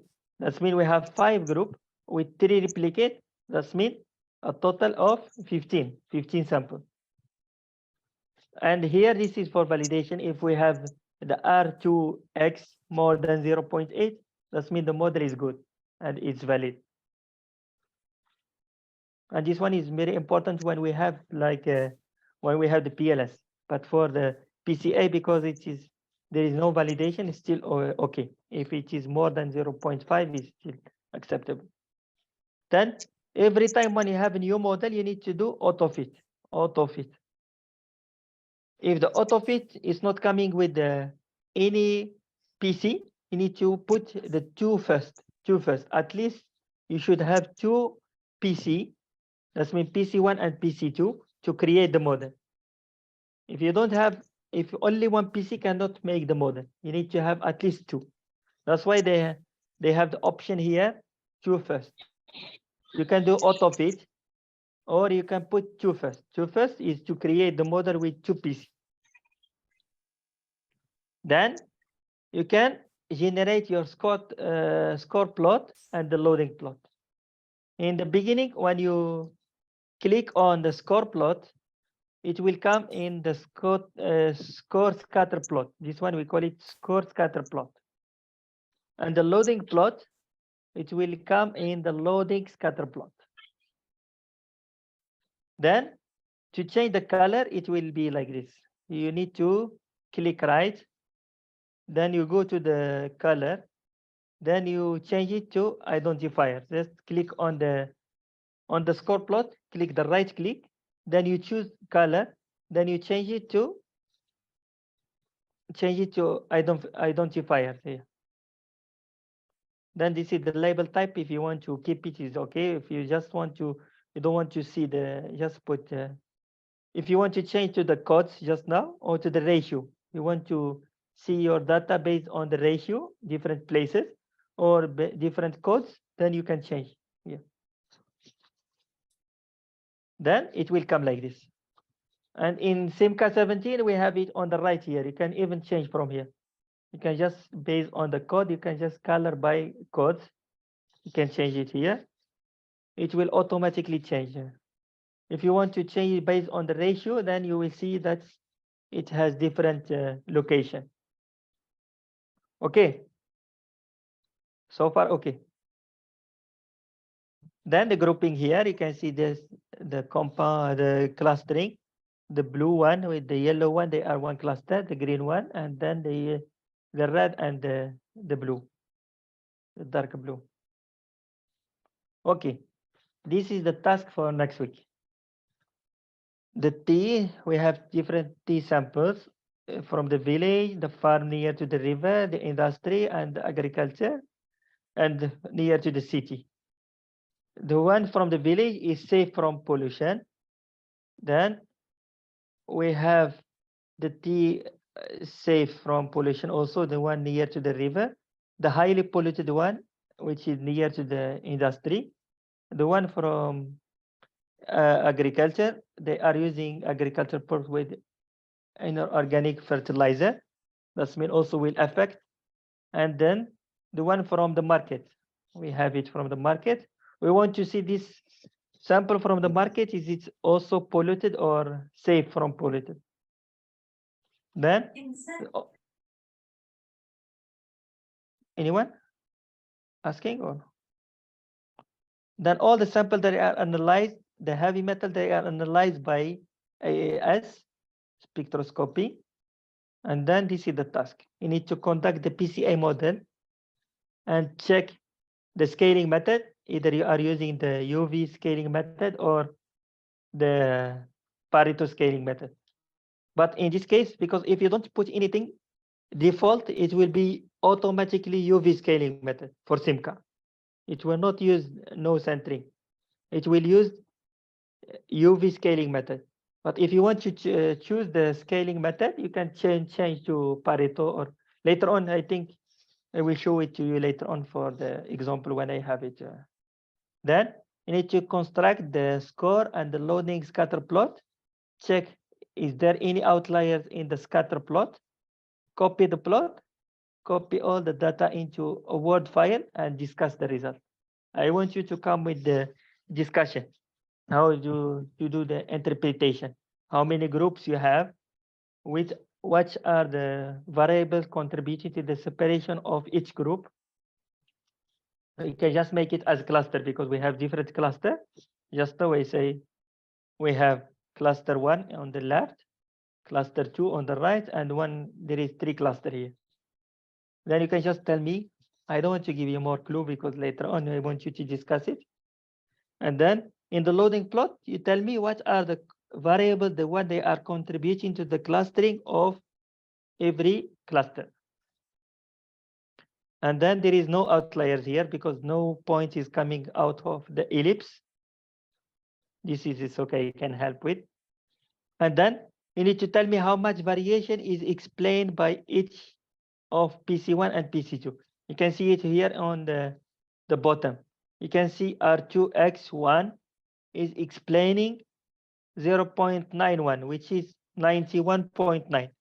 The first PC is explaining 91.1%. Then the second PC is explaining 4.99.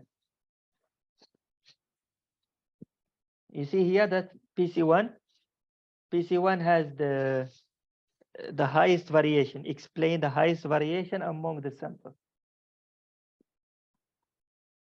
Okay. Okay, this is the task for next week, please. Any question? We will discuss next week or we need to submit, Doctor? I think just submit it to me first before next week. Then after next week, we will discuss the answers.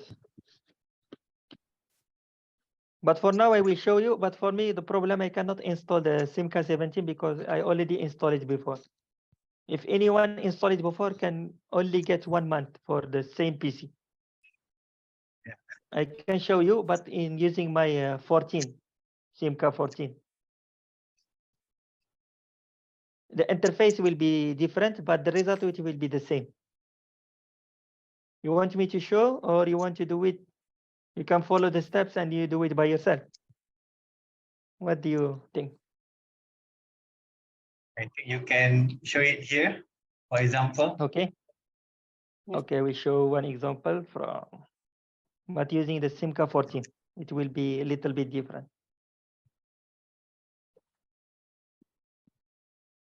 But in the meantime, if you have any question, you can ask. You have the PowerPoint also, you can go through, see if you don't understand any step, the step by step, then you can tell me.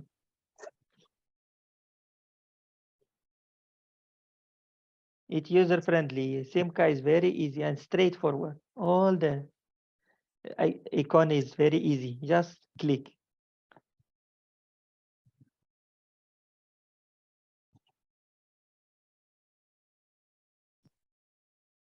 This is 14, but the one you will have is 17, the latest version.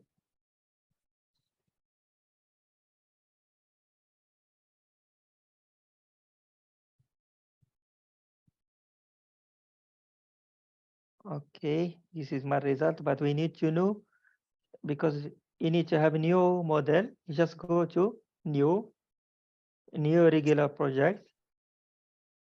It's the same thing like the 17. So far is the same thing, but after that it will be a little bit different.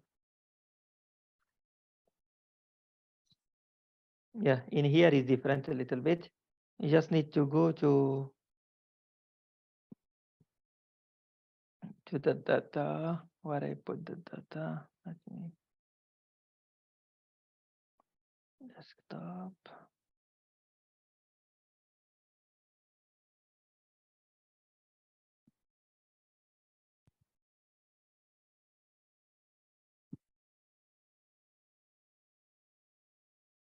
Okay. Then this one, yes. Okay. In here, you just to have one primary ID. it will be automatically detected. You see here, it's automatically detected because we must have one primary ID for the variables and one primary ID for observation. The sample, we call it observation or sample. Then this one is secondary ID. And then this one also must be, the system is detected as qualitative, but it is secondary ID because this is the information coming from us. Because when we put the data, we put, this is the number that we get from different variables. This is the secondary ID that we put by ourselves because we want to have the same group as the same name. And then this one, the code, the place that we put, village, the farm, we put it by ourselves. We want to have for the same group, the same code or the same place.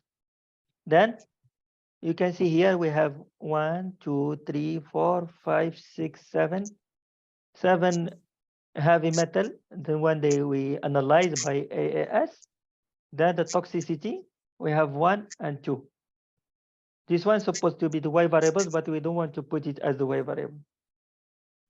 Because see here, the system already detects all of them as the X variables. When they don't put anything, that's mean the X variable. Just default. By default, it's the X variable. But if you want to put, we need to choose as the Y variables here, or you just go here and then click Y variable. But in our case, we don't want to put it as the Y variable. Just leave it as the X variable. You see, automatically detected as the X variable. Then you see here on the bottom, there is no problem. Then finish. Finish, then you can save the model. You can just save the model.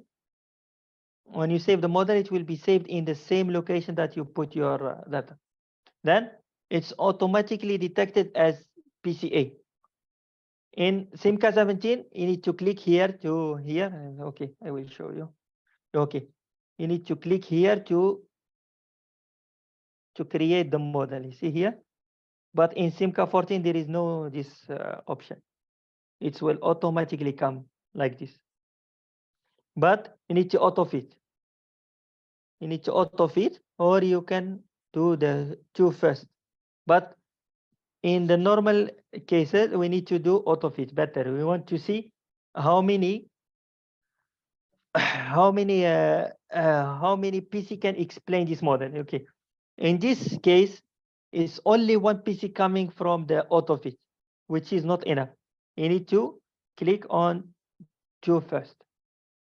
The 2 first, then it will automatically come with two PC.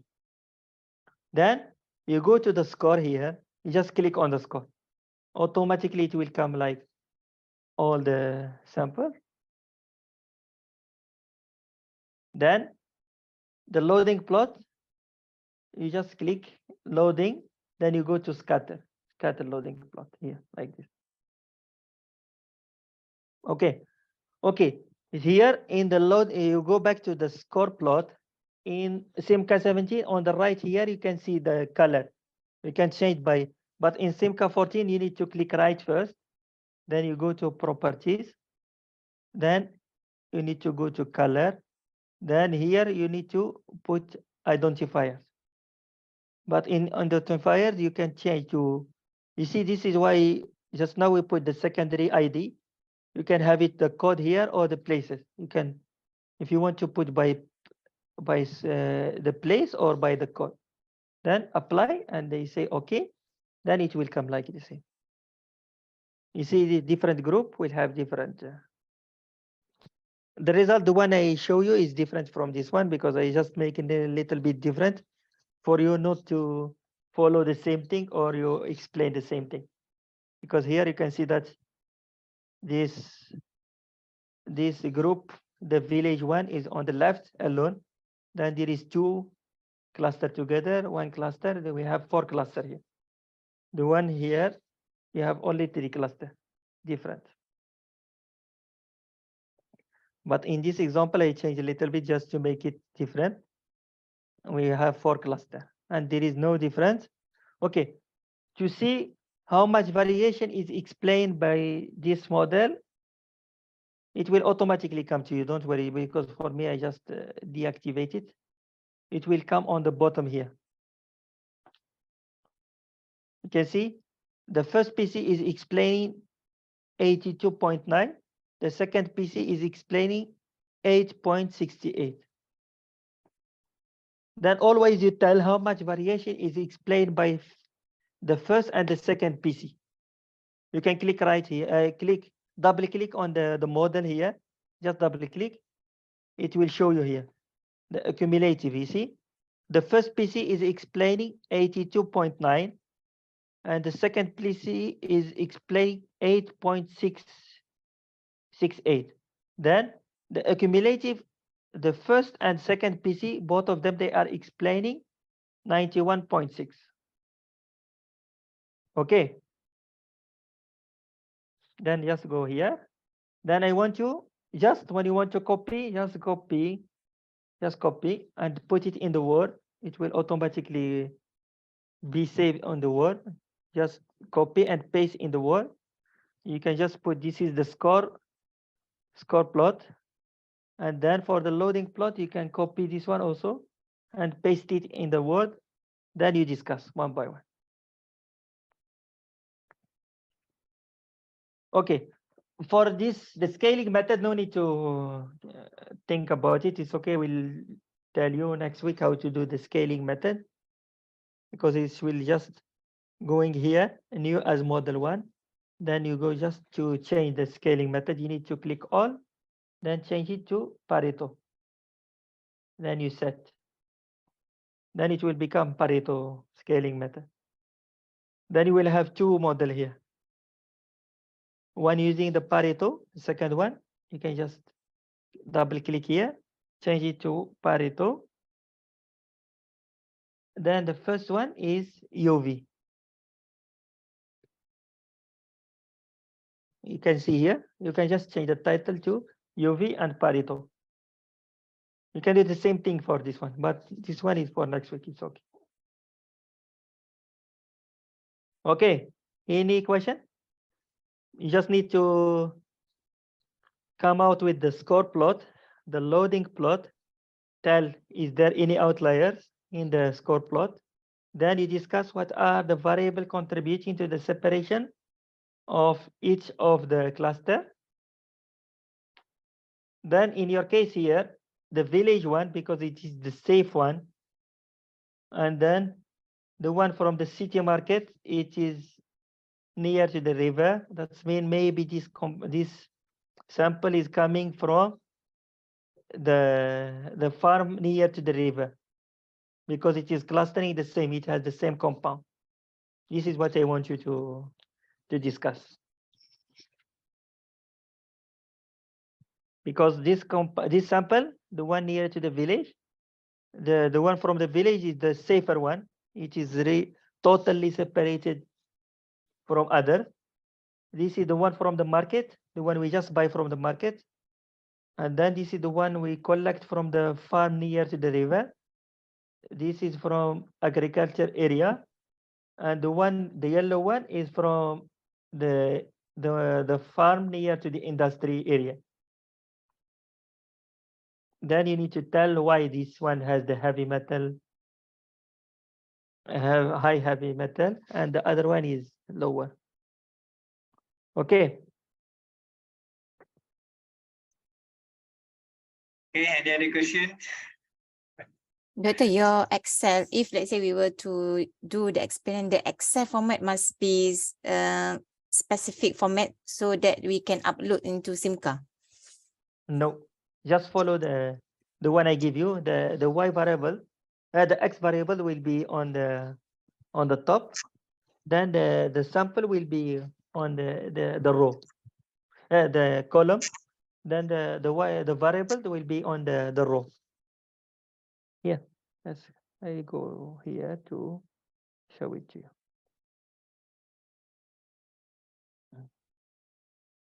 Or even from,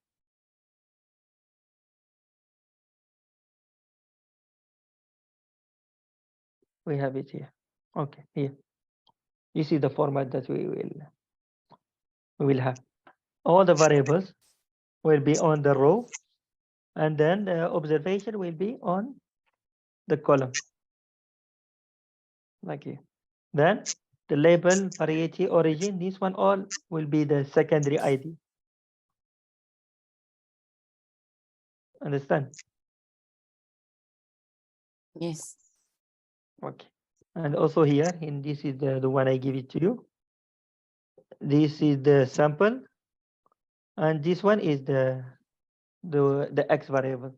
But this one, these two, they are the Y variable, but in our case, we just leave them as the X variable.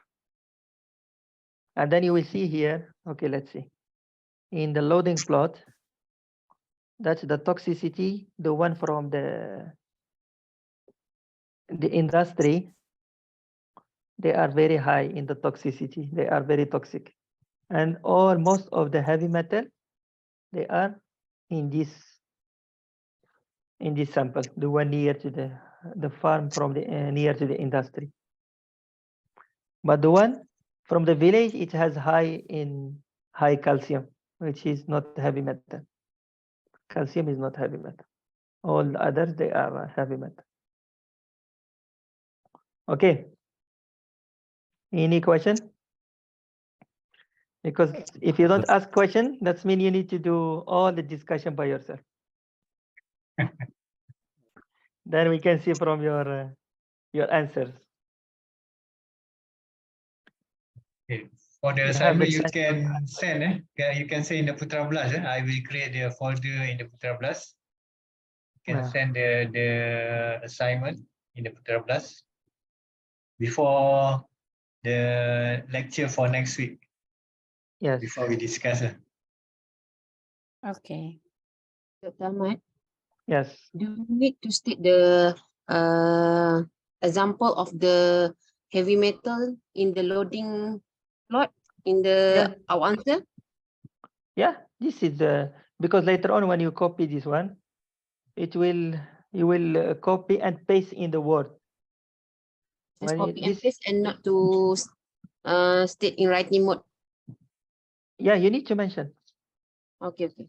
Because you need to make it side by side like this.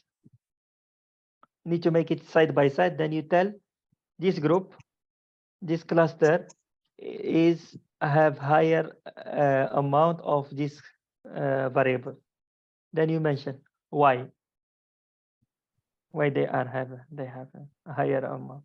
You can just discuss it based on your understanding. Okay. Because I told you here, maybe here, just go here.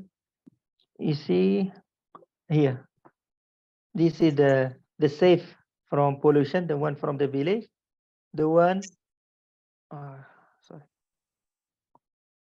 the one near to the farm, safe from pollution. Then from the one near to the industry is highly polluted. The one from agriculture area, they are using inorganic fertilizer. The organic fertilizer also will affect some of the heavy metal. And then this is the one from the market, the one we buy from the market. The one from the city, we buy it from the market. Okay. Okay. Then this is what the task that you need to do. Just the scaling method, no need. The scaling method is just ignore. Because this one is using the UV. You can just mention that you are using the UV method because the default one is the UV method. It's automatically come.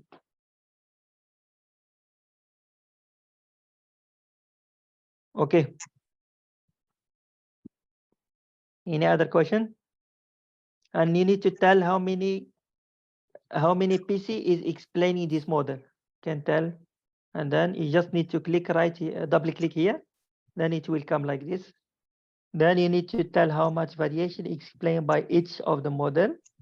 Then this is the cumulative one, is both of them, they are explaining the variation of 91.6.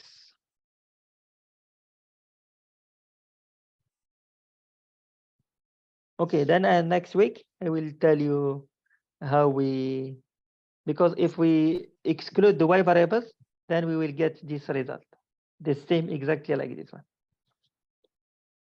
because we exclude the y variable. But if we include, then we will get that result, the one I show you just now.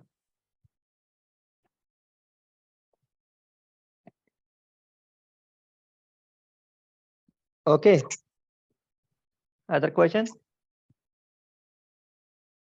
So we have to send in 2 Word files for the task. Yes. After this, when you finish, before next class, you need to submit in Putra Plus. Putra Plus. You can submit in the Putra Plus. I will create the folder. Yeah.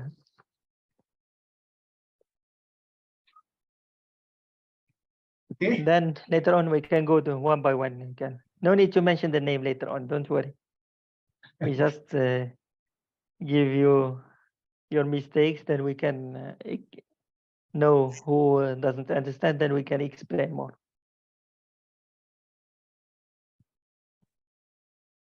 Okay, everyone. Yep. Any other question? And step by step here, everything is explained here. Yeah. Don't worry. The slide I've shared in the WhatsApp group. You can Yeah. check in the WhatsApp group.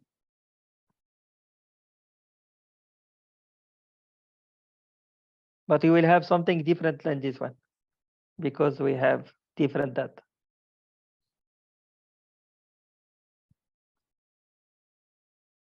You will have it like this one. If they have a question, I can invite you into the in our WhatsApp group, Dr. Ahmad. If they have Yeah, a please. question, okay, I will Yes. include Dr. Ahmad in the group WhatsApp. Yeah. Yeah. If you have any problem with the assignment, you can chat in Yes, the please. WhatsApp group. Okay. Okay. Okay. Okay, guys. I hope you understand. It's very difficult to understand everything, but I hope you understand something. Yeah. At least Sure. something. Yes. It's not easy to understand everything from the first day because 2 hours, one day is not enough to understand everything. But Yeah. at least the basics you can understand. Sure. Okay. Doctor, no Yes. need to do the scaling method, right? In No. the task part. No, the scaling method is by default is UV scaling method. No need to mention the. You just mentioned that this model is using UV scaling method. Just mention that we are using the UV scaling method because it's by default.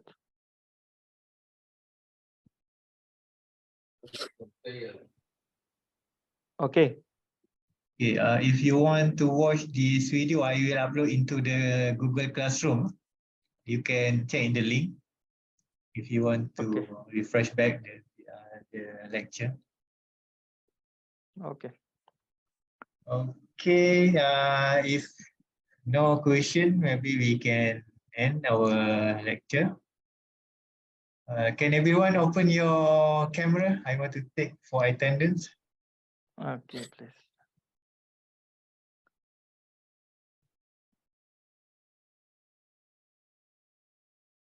How to open? Okay, Dr. Can you unshare? Yeah, let me stop here. Okay. Okay. Yeah, you take for the attendance. Including me. Yeah, including the top. Okay. 1, 2, 3. Amima? Okay, Amima on camera. Okay. 1, 2, 3. Smile. Okay. Hold on, I check.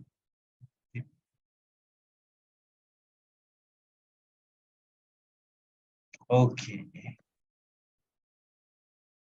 Okay, Okay, I thank think you, that's- Dr. Jafar, for okay. invitation. Okay. And thank you, everyone. I hope you understand. And see you next week. Thank you, Doctor. Okay, I think that's all Thank for you, today. Rada. We meet again next week. Okay. Okay, Thank you. Yeah, inshallah. see you next week. Assalamualaikum and Okay, good thank you. evening. Waalaikumsalam. Salam. Bye. Okay, Bye. salam. Bye.